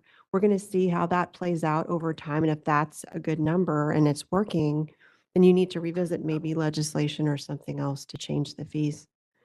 But we would need to do audits to make sure that that's a defensible number. So that's what we're doing. This is the part of the research and analysis and the time. I know it's frustrating, but only time can tell whether that number is going to work for you in the long term. If it doesn't, and we have to revert back to the 50% increase, then that's what we need to do. But unfortunately, we can't tell at this point whether that number is going to work or not, but we need the evidence to support it going forward. Mhm. So that's part of the process that we're doing here, and it's authorized in statute to do it this way. So that's, I think, our best option for collecting the data we need to figure out what the number should be. So in our conversation with the Yeah. office when they were visiting, we looked at this as one option. We also talked, is there a way to do more hiring, such as the limited term, which you discussed earlier? Can funds be diverted into new programs such as outreach, increasing connections, stuff like that? It seems like we've only considered this one option, and I don't know if it's the best option for us to only consider, even though it's the easiest, most governmentally proven, efficient option. So I think the reason why, and definitely I would love to spend our reserve fund as much as I could, but it's an unknown. So we could put forward budget change proposals, but especially with the budgetary situation right now that California is in, it's probably not, a lot of those are really getting scrutinized. And so we could, on the fact, try that as a gamble, with maybe not being able to actually get access to those, not getting those approved. So it's not a guarantee going through that process. The other question. Does that make sense? Sorry. Go ahead. Didn't Department of Finance also indicate that we were not allowed to have new hiring or new positions? Well, at they're this being, point? they're really Because scrutinizing of the that. budget It has situation to, overall for the state. yeah, I mean, they're looking at and they're really So- scrutinizing. It's like, is it essential? I mean, is it very essential that you need these actual positions? And so it's a gamble. And at the same time, we would still increase, you know, by that year time, we would have another maybe years worth of, we would be way beyond the 2 years of reserve funds. So it's just earlier in the board chair report, you talked about you actually had a limited term person you were trying to bring in. And you saw this as a potential way to bring in new employees without having to go through the whole budgeting process. So this is where, once again, this is the easiest way to do all of this. But in the long term, so we've reduced our budget into the manageable situation. We now have a 15-month reserve. Are we then hamstringing ourselves from future programs and budgeting increases and hirings and stuff like that by choosing this option and not looking at other options? No, I don't, and definitely I'm looking at that because like Christy says, I'm on the hook for, you know, that. Also, you are too, so I want to make sure you're not really mad at me if we have those budgetary things. But so what we were talking about earlier is we have a budget, you know, the yearly budget, and then we have the unspent funds. And so that's what we were talking about earlier. And those are funds we call, it's what you can put people under the blanket. You do that, you have to really make judgments on that because you are doing that at a risk, because if for some reason next year you don't have that blanket, the unreserved funds, then you might have to do something with that position. So that's right now what we can do with staff. Beyond that, the other possibility to get staff is going through the budget change proposal.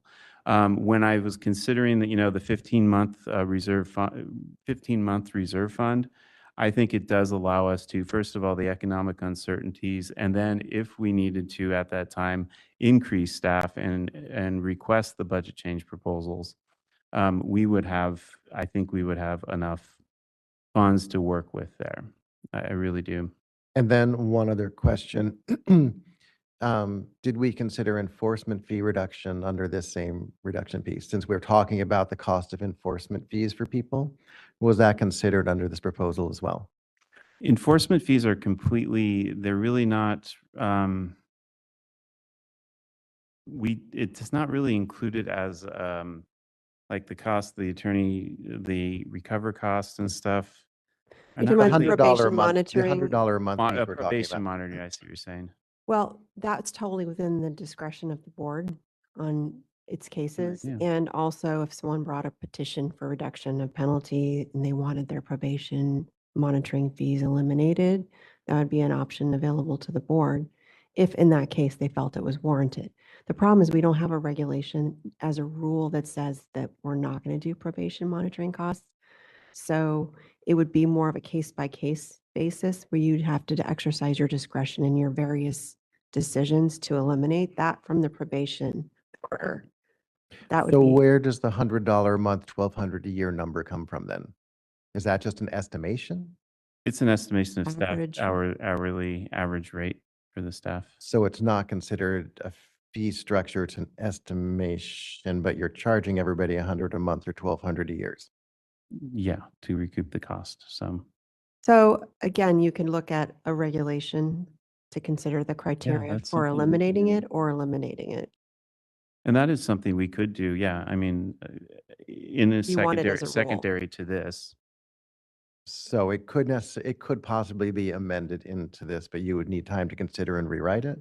Well, it wouldn't. It wouldn't be 'cause this, it would this be, is, go ahead. Go ahead. No, you're regular. It would have to be a separate regulation to eliminate that probation monitoring fee. Okay, even though this is In a its free entirety. fee reduction. Right, but it's proposal. not in here, it's in your disciplinary it's- guidelines, which is the item we just voted on. Totally different, yeah. Thank you. Sorry, Maybe it's you in can there. explain it. That's I where will- it is. I It's will not in yield for here. now. But again, it doesn't preclude you because in the disciplinary guidelines, it says the board may deviate in its discretion, in its sole discretion. So it's completely up to all of you what you would like to see at the end. If you look at a particular case and you think maybe we don't need to do it for that case, then you have to explain why in that case you're waiving it.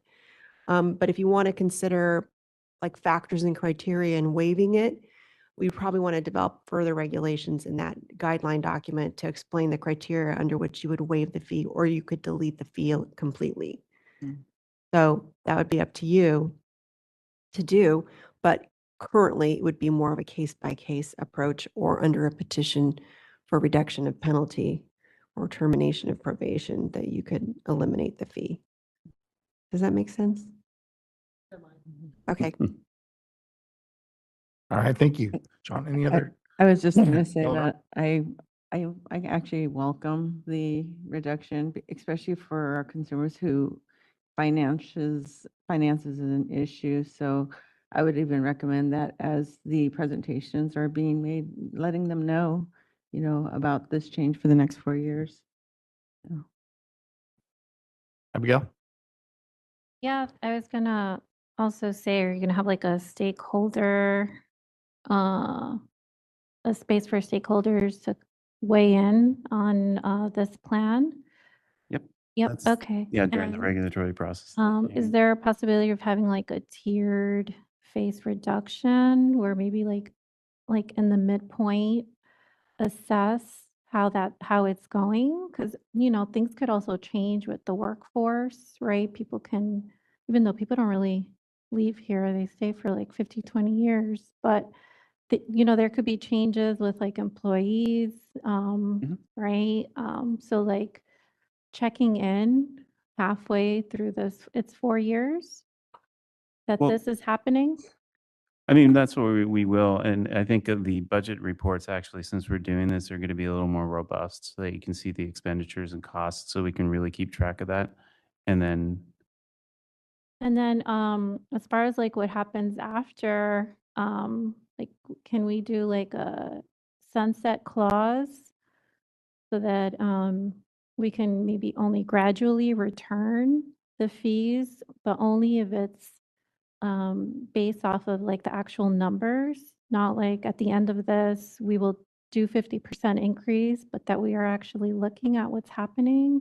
and that will be part of the, the discussions that we have when we look at the budget. And if we see, if the funds, we'll evaluate the funds and see if it's a possibility of, if there's anything else, we can do in regulations that, might address or lower, or it'll be an ongoing conversation to kind of see how we approach Yeah. that and then approach back into it. So, but Okay.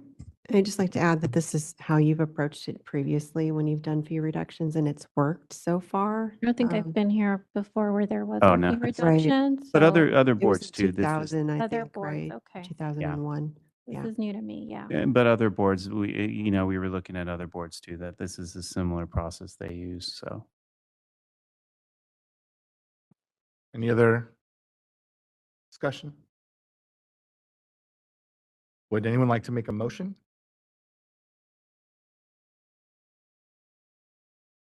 The motion language is at the bottom of 23-3 in your materials. Motion A, if you agree with the text as written. Do we have any suggested changes?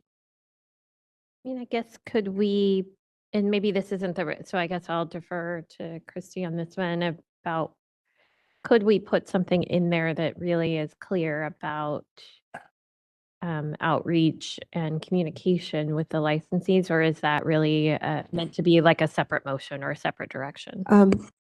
That's not regulatory. I think Okay. that's more internal. Like you can just direct your staff to provide, outreach and prepare fact sheets about the changes that are going to be forthcoming. Because it's, once this goes, hopefully approved by OAL, it won't go into effect for a while. So there'll be several months before there are any fee reductions, and then it'll be even longer before there are increases. So I think that it's not regulatory. You could certainly have your staff do that outside the regulatory process without needing to add any language to the text. Okay, then I think my guess is that, sorry, Sabina. Oh, I was going to say, it's going to be a big change when this is repealed. And I know that between social media and outreach and board meetings, I think, and association help, I think we're going to be able to get a lot of word out. And they're going to be part of the process when it starts to unravel also, right? So there'll be a lot of opportunities for comment and participation and hopefully getting that information out there. Okay, and I think probably Steve understands the messaging and the care that goes into this, Oh. because while a 50% reduction in fee is going to be met with enthusiasm, the restoration of the fee later won't be. So I just want to make sure that we are beginning our messaging with the endpoint in mind. So No, definitely. And I think I just want to restate that this is an opportunity for us to gather data to see how your fund reacts to these reductions. And if it's relatively stable, maybe you need to look at a different number in your statute, so. Go ahead, Eleanor. Okay, can I make the motion? Yeah. Okay. I motion that we approve the proposed regulatory text as presented in attachment C and submit the approved text to the Director of the Department of Consumer Affairs and the Business Consumer Services and Housing Agency for review. If no adverse comments are received, authorize the executive officer to take any steps necessary to initiate the rulemaking process, make any non-substantive changes to the text and the package, and set the matter for a hearing if requested. If after the 45-day public comment period, no adverse comments are received and no public hearing is requested, authorize the executive officer to take any steps necessary to complete the rulemaking and adopt the proposed regulations and notice for Title 16 California Code of Regulations, sections 1816, 1816.1, 1816.2, and 1816.4. Do I have a second? Net? Second, but. Excellent. Any further discussion? Any comments from our participants in the audience?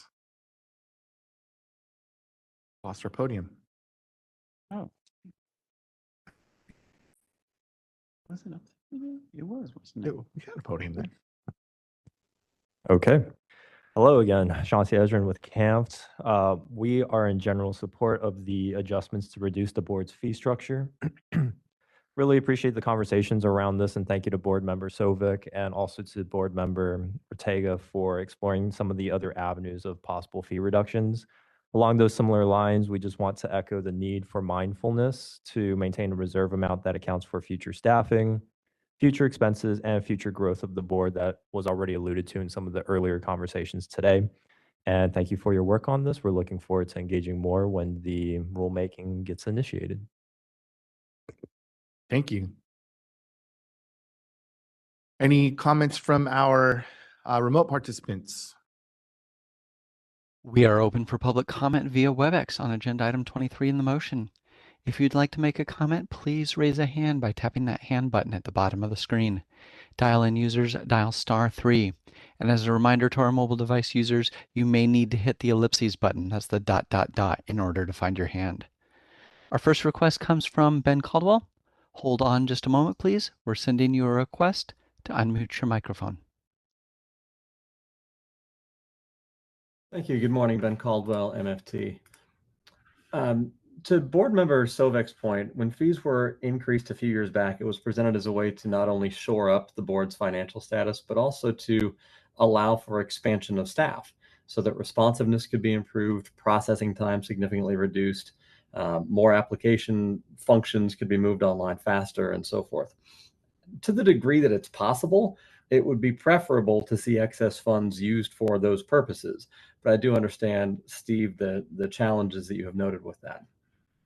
Specific to this proposal, while an across-the-board 50% fee reduction is certainly the simplest approach, I continue to think that a more targeted approach would work better. It would better address professional pipeline issues.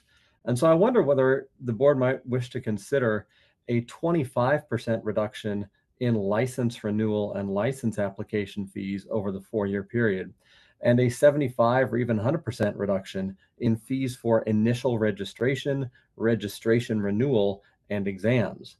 That would significantly ease the financial burdens for early career clinicians, which we know contribute to folks dropping out of the licensure pipeline entirely.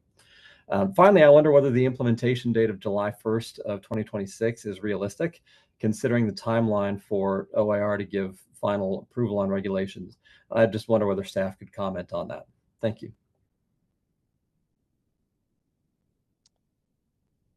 Timeline, you probably can. The problem here is that we've relied on our budget office to tell us where we should make the cuts across the board to get where we need to. And I think we'd have to take this back if that's what you want to do, to see whether that would get us to where we need to comply with the statutory requirements.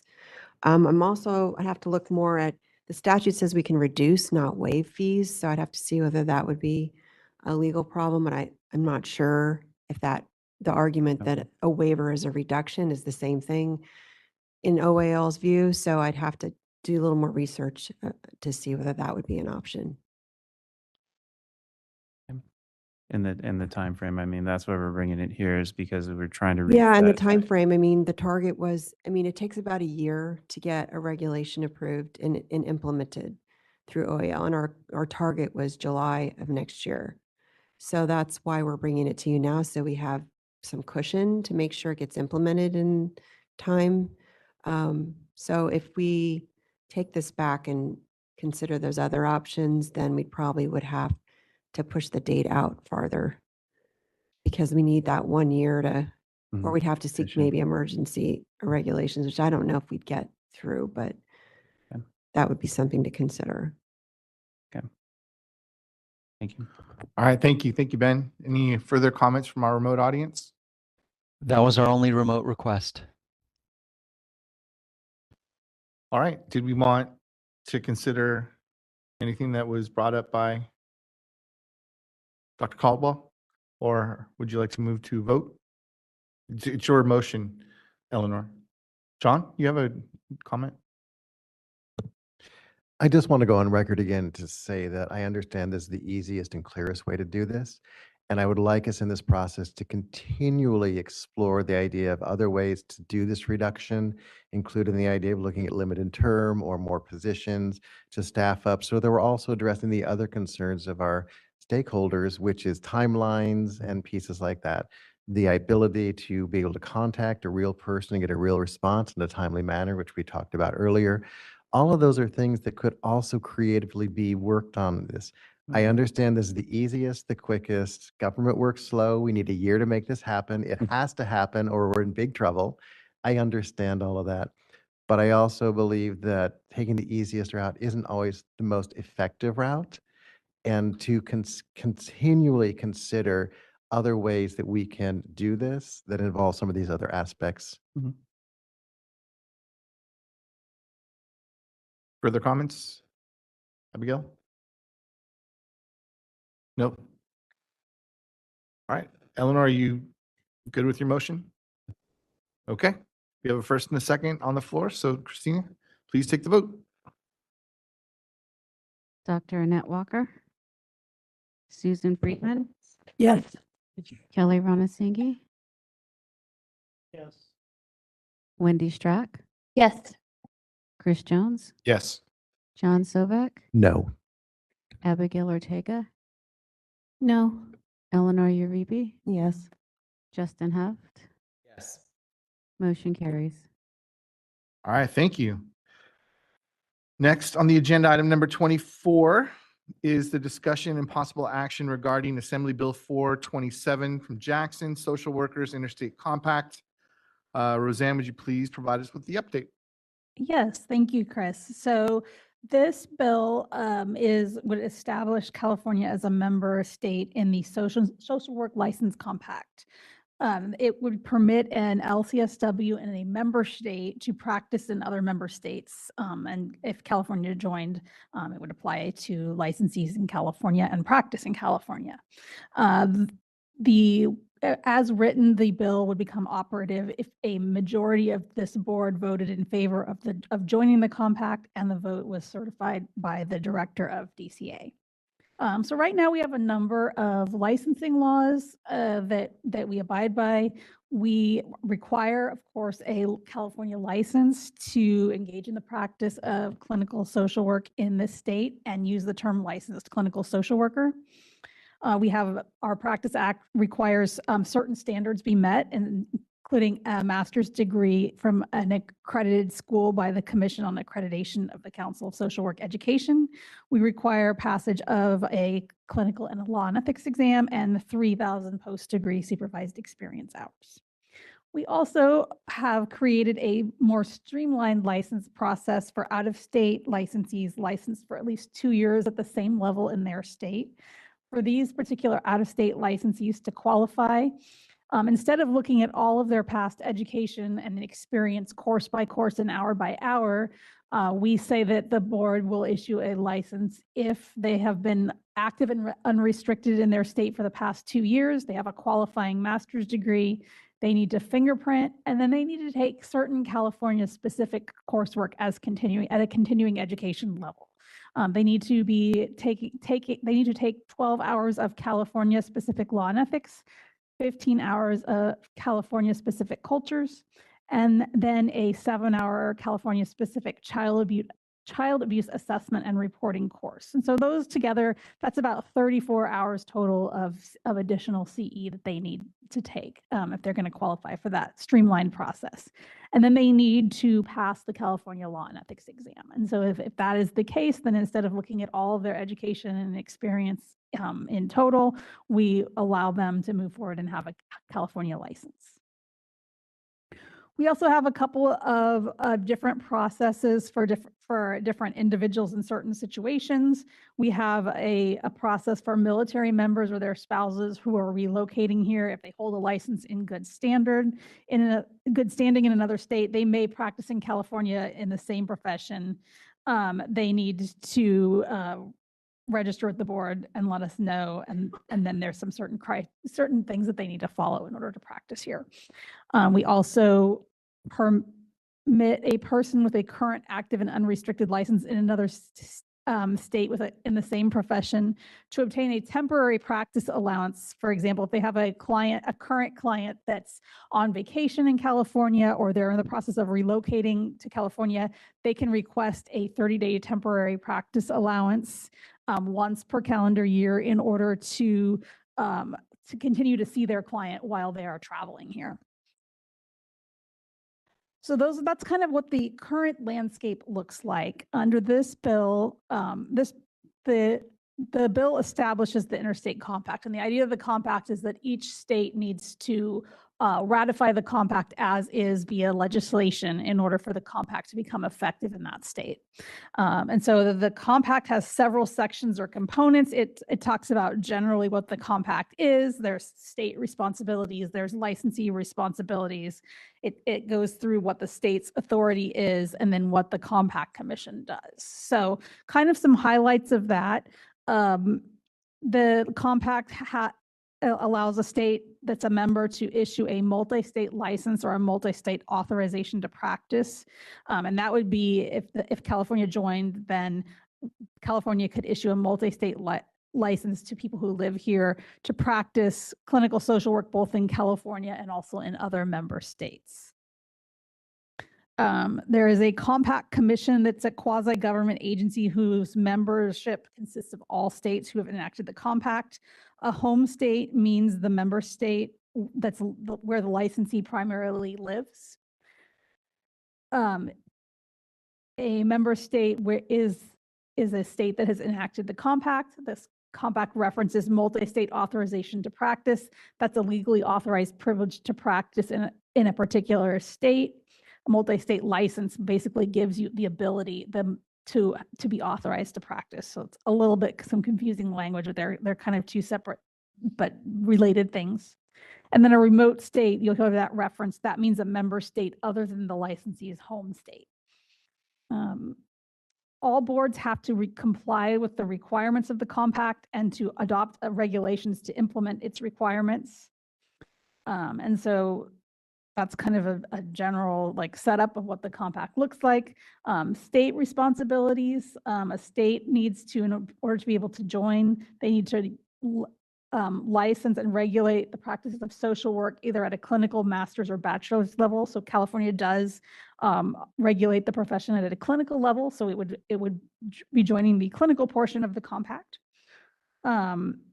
they need to, each state needs to require applicants to graduate from a certain type of accredited school, which the board does. They have to require supervised practice. All member states need to have a mechanism in place for receiving and investigating complaints about licensees. They need to require an applicant to pass a qualifying national exam. Member states need to participate in the data system and notify the Compact Commission of any adverse reactions regarding one of their home state licensees. And basically, they need to comply with all of the commission's rules. They need to require an applicant to obtain or retain a license in their home state and must meet the state's qualifications and laws for licensure renewal in that state. However, in order, it's the home state's responsibility to ensure that an applicant is eligible for a multi-state license. And if the applicant is eligible, the home state issues the multi-state license for a multi-state authorization to practice, and they charge the fee to that home state licensee for that authorization to practice. In terms of what the licensee is responsible for, they have to pay, of course, a fee to have the license. They need to meet any continuing competence requirements of their home state. And then when they need to follow the laws and regulations and applicable standards in any member state where their client is located, where they're providing care. In terms of disciplinary action, the compact provides that a social worker's services in a remote state are subject to that member state's regulatory authority. So a remote state may remove a regulated social worker's multi-state authorization to practice in that state for a specific time. If warranted, they can impose fines or take any other action. If a multi-state license becomes encumbered, that person's multi-state authorization to practice in all member states is deactivated until the license is no longer encumbered. And then the compact states that it does not limit the ability of a member state to enforce laws related to the practice of social work as long as they are not inconsistent with the provisions of the compact. However, only the home state has the power to take adverse action against a multi-state license in total. They can take any state can take action against a multi-state authorization to practice, in that state, but the actual multi-state license, only the home state can take action against that. If a member state takes adverse action against somebody, it must notify the administrator of the data system, and then they notify all of the other member states. A little bit about the Compact Commission. Each member state in the Compact Commission has one delegate. It's selected by the basically it's licensing board, and each delegate is entitled to one vote on all voting matters. The commission has the power to establish and amend rules and bylaws. It conducts public meetings. It assesses and collects fees. It establishes a budget and appoints committees. And so there's various powers that the compact has. All commission meetings for the compact must be open to the public.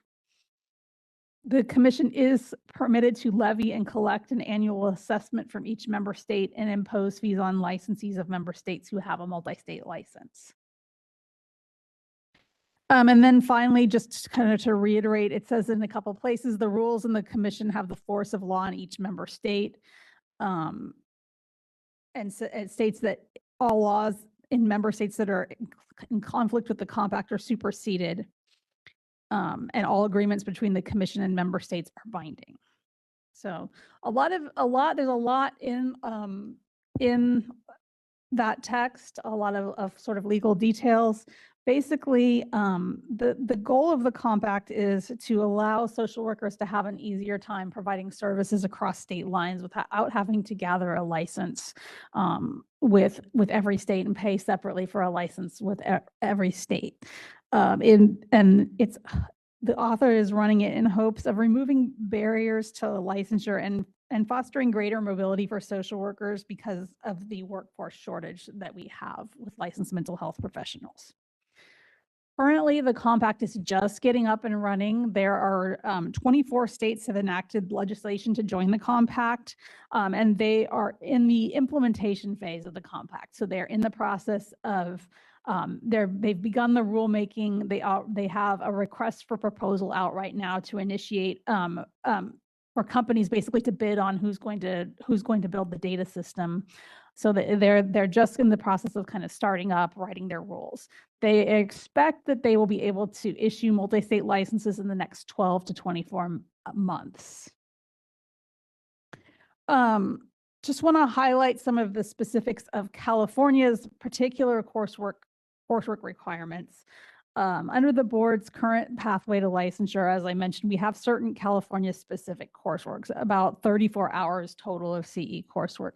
The compact would not allow us to require that of individuals whose home state was out of California. So those individuals, let's say somebody was licensed in New York, they would follow New York's requirements, whatever exams New York required, and then whatever CE New York required, but we wouldn't be able to require them to take any California specific coursework or any California specific law and ethics exam. It would all be whatever their home state requires. That's a little bit different from the LPCC compact we looked at last year, which would have allowed the board to require a law and ethics exam. But that bill would also not have required it wouldn't have allowed us to require any California specific CE, but it did allow us to require the law and ethics exam. The way this compact is written, it does not. We couldn't do the California law and ethics exam or the specific coursework. That may be a little bit of a concern. The board implemented the streamlined pathway to licensure via legislation that became effective in 2020. The reason that the legislation was developed, that the license Portability Committee found it especially critical was that California has a uniquely diverse population, and that might not be found as much in other states. California also has some laws which reflect the state's value for example, reproductive rights or LGBTQ rights. And now those laws and values might differ in other states. So the board at the time felt really strongly that out-of-state licensees should have at least certain supplemental baseline coursework of at least a CE level, so that they had knowledge of California's laws and environment so they could practice ethically with a diverse population. So that's why the background of why there's those 3 California specific requirements is those were really like kind of we need to have this as a baseline for the board at the time. So I think that's pretty much sums up that. In terms of voting, there might be a concern there. The bill requires member states to comply with the Compact Commission's legal requirements, and every board gets 1 delegate on the commission who has 1 vote on the adoption of rules regardless of a state's market share of licensees. So there's kind of an argument like, yes, joining the compact now could allow the board to have a voice in developing the compact's rules, which are currently being development. However, there's a lack of proportional voting representation. So that might be a concern, as you know, the board could be easily overridden, even if it has a large percentage of the licensees or will in the future. So there's kind of a trade-off there. Joining the compact does require the board to delegate some of its authority to act autonomously to the Compact Commission. So the board should be mindful of that as it discusses the compact. Some of the things that are unclear in the compact right now, there would be a lot of regulations that would need to be run to support the compact. For example, it's unclear whether the licensees holding a privilege to practice would be permitted to supervise associates. So that's one issue that the board would need to work out. Another question, which I think that will be more clear in the future, but it's kind of uncertain right now, is the fiscal impact on the board. We have about 3,700 LCSW licensees with an out-of-state address. So those particular applicants, if the board were to join a compact, would probably forfeit that license and join under the compact instead. And so there would be some lost revenue there, although that would be offset by if LCSWs in California want to obtain a multi-state license with California as their home state. In that case, California would collect an extra fee from those LCSWs, and they would operate with a multi-state license from California. It's unknown how many of our licensees might want to do this and how many people would want from other states would want to practice here. As of April 2025, the board has about 37,000 active LCSW licensees. From estimates I've seen in other states, some are suggesting that they believe about 60 to 70% of their licensed population might want a multi-state authorization to practice. However, it's really unknown right now because it hasn't started up yet. There's a lot that remains to be seen, and the fiscal impact depends on what ends up happening. New practitioners from that have a home state in another state come with a potential cost to the board if they face disciplinary action. That would go into the data system, and then the state is responsible for monitoring it because they could potentially practice in California. So California would need to monitor that and may wish to take action against their multi-state authorization to practice. So there is a cost there with all of those licensees in the database that do not have California as a home state, and California cannot collect a fee from them to cover that additional workload. So it kind of remains to be seen the scope of how much the cost is going to be for that. It depends on the volume of disciplinary actions and the number of people that join the compact. So it might work out in terms of revenue from home state, but if it doesn't, then the board could need to raise its fees on home state licensees to cover the additional enforcement costs. Staff also expects fiscal impacts related to the creation of the data system and required reporting. The board would need to run extensive new regulations to comply with the compact, and we would need new staff in the licensing and enforcement units. There is something in the compact that it says it could vote to have member boards incur additional costs. They can levy an assessment. They've said that they don't plan on doing that. But we don't know what the future holds. It's kind of their word for it right now. So we'll see. As currently written, the board would only make the compact operative in California if a majority of the Board of Behavioral Sciences votes to join, and the vote is subsequently certified by the director of the Department of Consumer Affairs. This approach does allow the board to delay participation and provide time to observe the fiscal impact in other states and to review the rules adopted. However, if the board has concerns about any of the compact's foundational provisions, such as exam requirements or California-specific coursework or proportional representation, those issues can't be addressed through a board vote alone. So really the time to change it is in the legislature if the board has concerns that are written into these specific compact rules. Delaying it to a board vote was something the board's never going to be okay with in the future. If the language in there is any of it is problematic, a legislative change would still be needed anyways. If you believe the issue in the compact as written is not going to change. The counter argument to that is the compact will state that, that every state has to adopt the exact same thing. So there's kind of some counterbalancing going on there. I've included a link to the compact's website that just has a variety of really helpful resources in explaining, and it has some frequently asked questions that I found helpful. We did meet, Steve and I had a really good meeting with Assemblymember Jackson's office. He's the author running this bill. And he's really, it sounds like, looking to partner and with the board on how we can increase the mental health population or mental health professional population in California, particularly focused on people who want to move here, not people who just want to practice telehealth here. So he's really interested in partnering with the board on that. I had mentioned we might have some concerns with the language, and the concern with the LPCC compact was that it has to be accepted as is.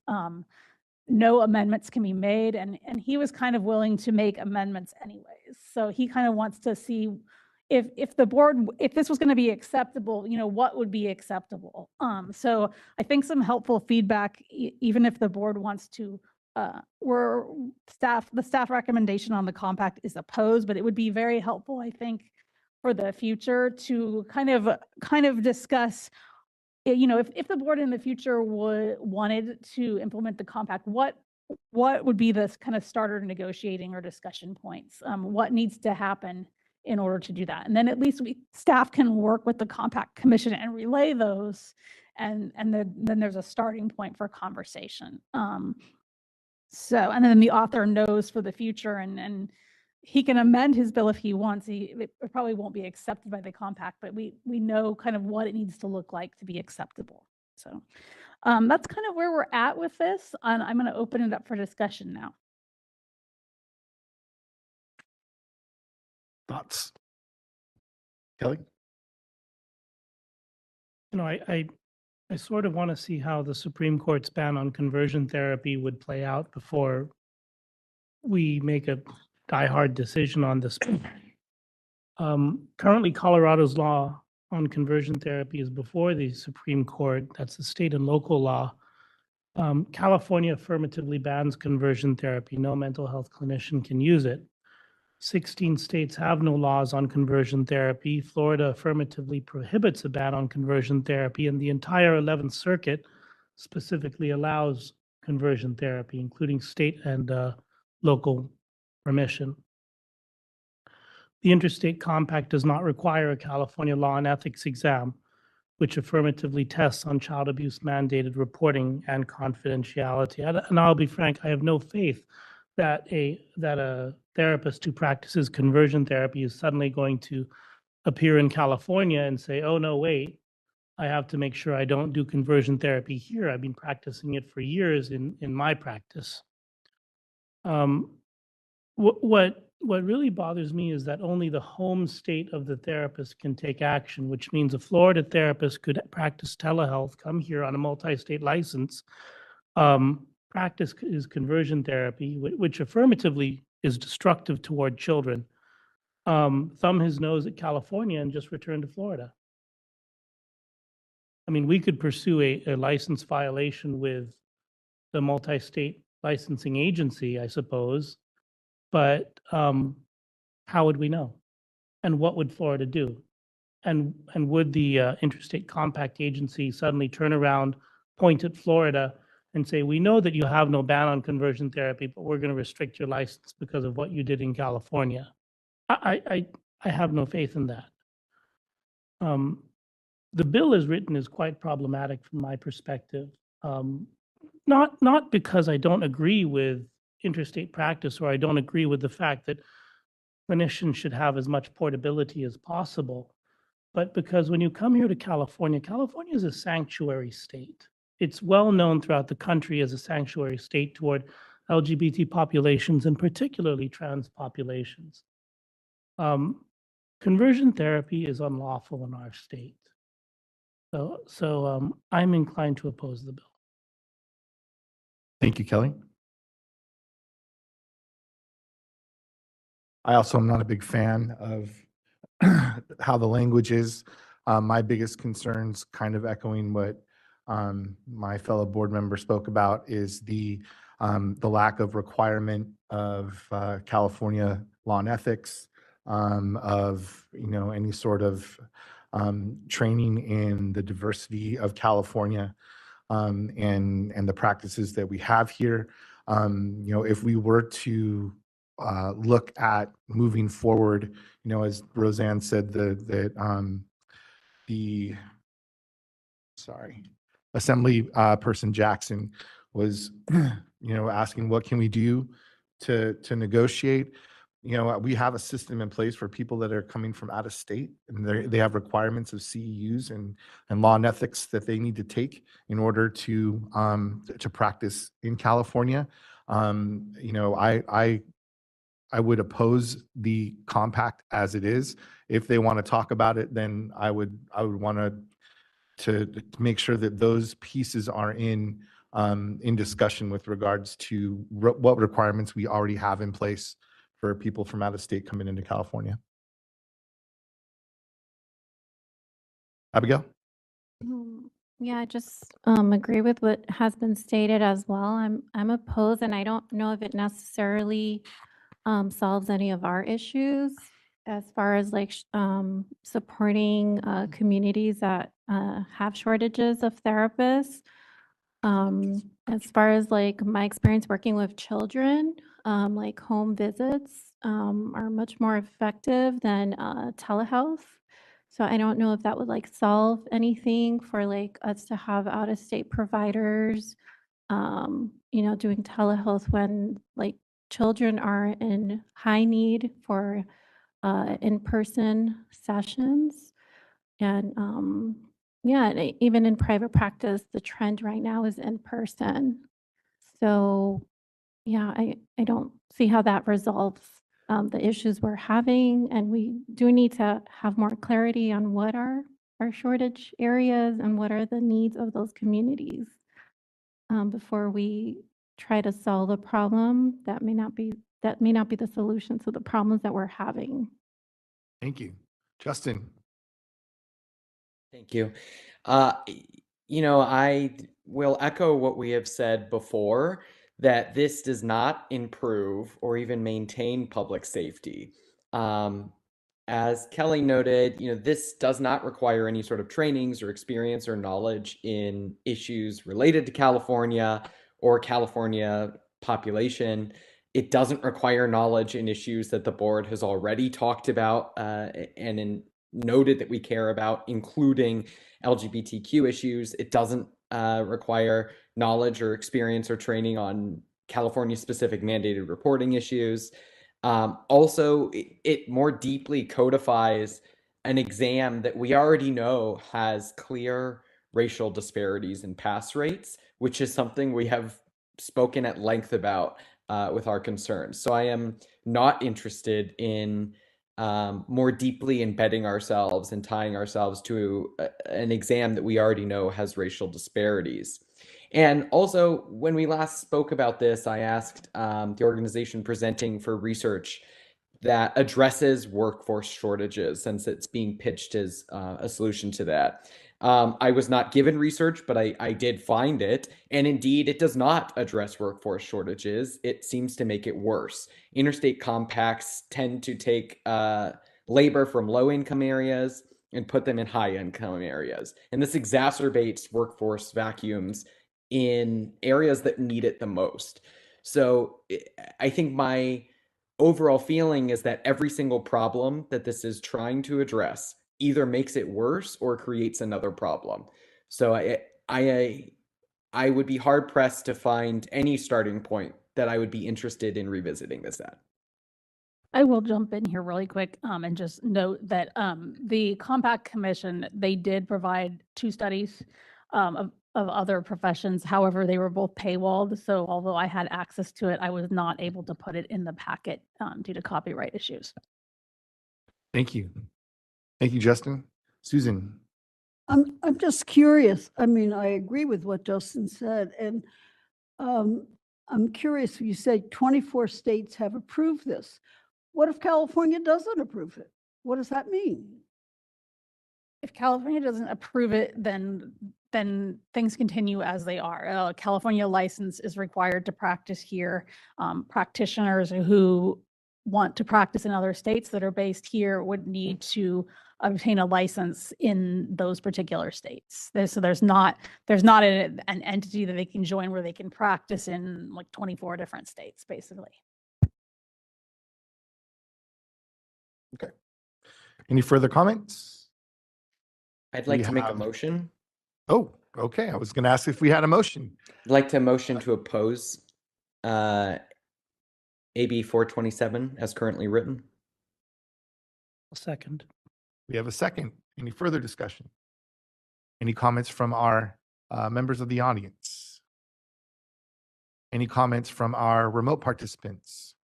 We are open for public comment on agenda item 24 and the motion. If you'd like to make a comment, please raise a hand by tapping that hand button at the bottom of your screen. Dial-in users, dial *3 to raise your hand. And for our mobile device users, you may need to hit the ellipses button. That's the ... in order to find your hand. We're going to start with Caitlin Bison. Hold on just a moment, please. We're sending you a request to unmute your microphone.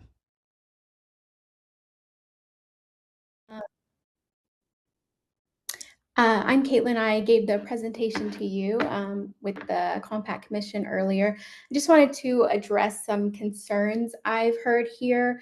First, the concern about the vote only being allowed one vote on the commission. The commission, and with a lot of language that was mentioned about the compact law superseding, things like that. There are specific provisions in the compact that state it cannot touch anything to do with social work practice in these states. So each state retains the right to define their scope of practice.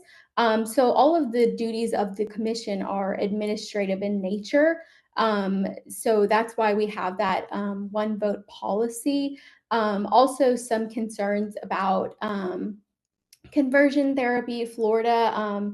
So it wouldn't be if someone from Florida came and was practicing in California and did something wrong, California could still take action on their multi-state authorization to practice, so they could still prevent practice in California. It would just be that the home state would retain control over that multi-state license. And then some concerns about the fiscal impact. So we usually do see boards having the fee for multi-state license be a bit higher just to recoup that, and also just the fact that it gains you access to so many states. So that's a way to recuperate those fees. I have a resource on the fiscal impacts I would be happy to share if that would be helpful. And then lastly, just with 15 seconds. With the CE requirements, this model was in line with the needs of professions. We gathered stakeholders, and if they were to require the CE requirements in California, would also have to be required for the 26 other states, if that makes sense. Thank you, Caitlin. Any further? Next, we're comments? going to hear from Ben Caldwell. Hold on just a moment. We're sending you a request to unmute your microphone. Thank you. Good morning, Ben Caldwell, MFT. Thank you, Roseanne, for the excellent detailed summary of the bill. I want to echo some of the board members' comments here. As you may remember, the board heard a presentation from or on the Social Work Compact at a recent meeting. Despite the presenter's repeated references in that presentation to protecting public safety, it became clear that this bill does nothing of the sort. The multi-state licenses contemplated by the Social Work Compact would force this board to award practice privileges to individuals with no training and no accountability for their knowledge of state-specific laws on issues like child abuse reporting, involuntary hospitalization, exceptions to confidentiality and privilege, and many more. In addition, in line with what Board Member Huft said, the bill would tie you to the ASWB clinical exam for licensure, even as evidence continues to mount that this exam is deeply problematic. AB 427 would force you to keep qualified practitioners out by tying you indefinitely to that exam, while simultaneously demanding that you let unprepared practitioners in through multi-state licensing. That is not protecting public safety. I respectfully request that you take a position of oppose on this bill, which would mean a yes vote on the motion on the floor. Thank you. Thank you, Ben. Next, we're going to hear from Dr. Jasmine Smith. Hold on just a moment, please. We're sending you a request to unmute your microphone. Hi, can you hear me okay? Yes, go ahead, please. Okay, thank you so much. So at the beginning, when I provided my introduction, I failed to acknowledge that currently I am acting as our co-interim executive director for the NASW California. And I would like to know, with the recommendation of our chapter, conversations with Assembly Member and Dr. Corey Jackson's office, as well as our board president, the NASW California would definitely love to have conversations with the BBS to explore the concerns that have been addressed here, and really trying to identify if there is a way that this bill would be supported with amendments if it aligns with the values of our current clinical social work practices, and ensuring that we are doing it in a collaborative effort. And I do recognize that you named that you do have a collaborative relationship with Assembly Member and Dr. Corey Jackson, and we would also like to have that with you as well. Thank you. Thank you. And that was our last request online. Thank you, moderator. Any further comments from the board? I guess kind of along with that too, I was wondering if we would also consider, like what you were saying, the amendments. So I know there is a vote on the floor, but that's another consideration after. So you're asking if Member Huft would amend his motion? Yes, rather than, I guess, make it die, then if there would be any openness to see if we would be open to amending, working with Senator Jackson. Roseanne? I think that in my staff recommendation, the recommended position was opposed, but it would be helpful, I think, because this is a conversation that's going to continue on in the future with compacts. It would be nice to kind of identify some of the key issues that are most important to the board. And I threw out 3 suggested bullet points on page 2413, but just kind of my brainstorming of what I saw, I had thought maybe, that it could be, the position could be opposed, and then direct staff to engage in discussions with the author and the commission in the future to discuss California's key concerns. And so what I thought maybe, and you can let me know, inclusion of a provision allowing the board to require applicants to pass the California L&E exam. Would that be helpful? Would the inclusion of a provision of completing certain California specific one-time coursework, would that be helpful? Is it a requirement that, or not, that is the proportional representation versus 1 vote per state? Is that something that's a concern? And so on and so forth. Like, what are the board's kind of top concerns that we can relay? So then if we take an opposed position and that is voted in, does it still give us the opportunity to have those discussions with the author? Yes. Okay. Justin, you've heard Eleanor's request and the feedback from Roseanne. Would you like to amend your motion or leave it as is? I think I am unclear how opposing it precludes the opportunity to have future discussions. It does not preclude it. Okay. It allows us to continue to have discussions.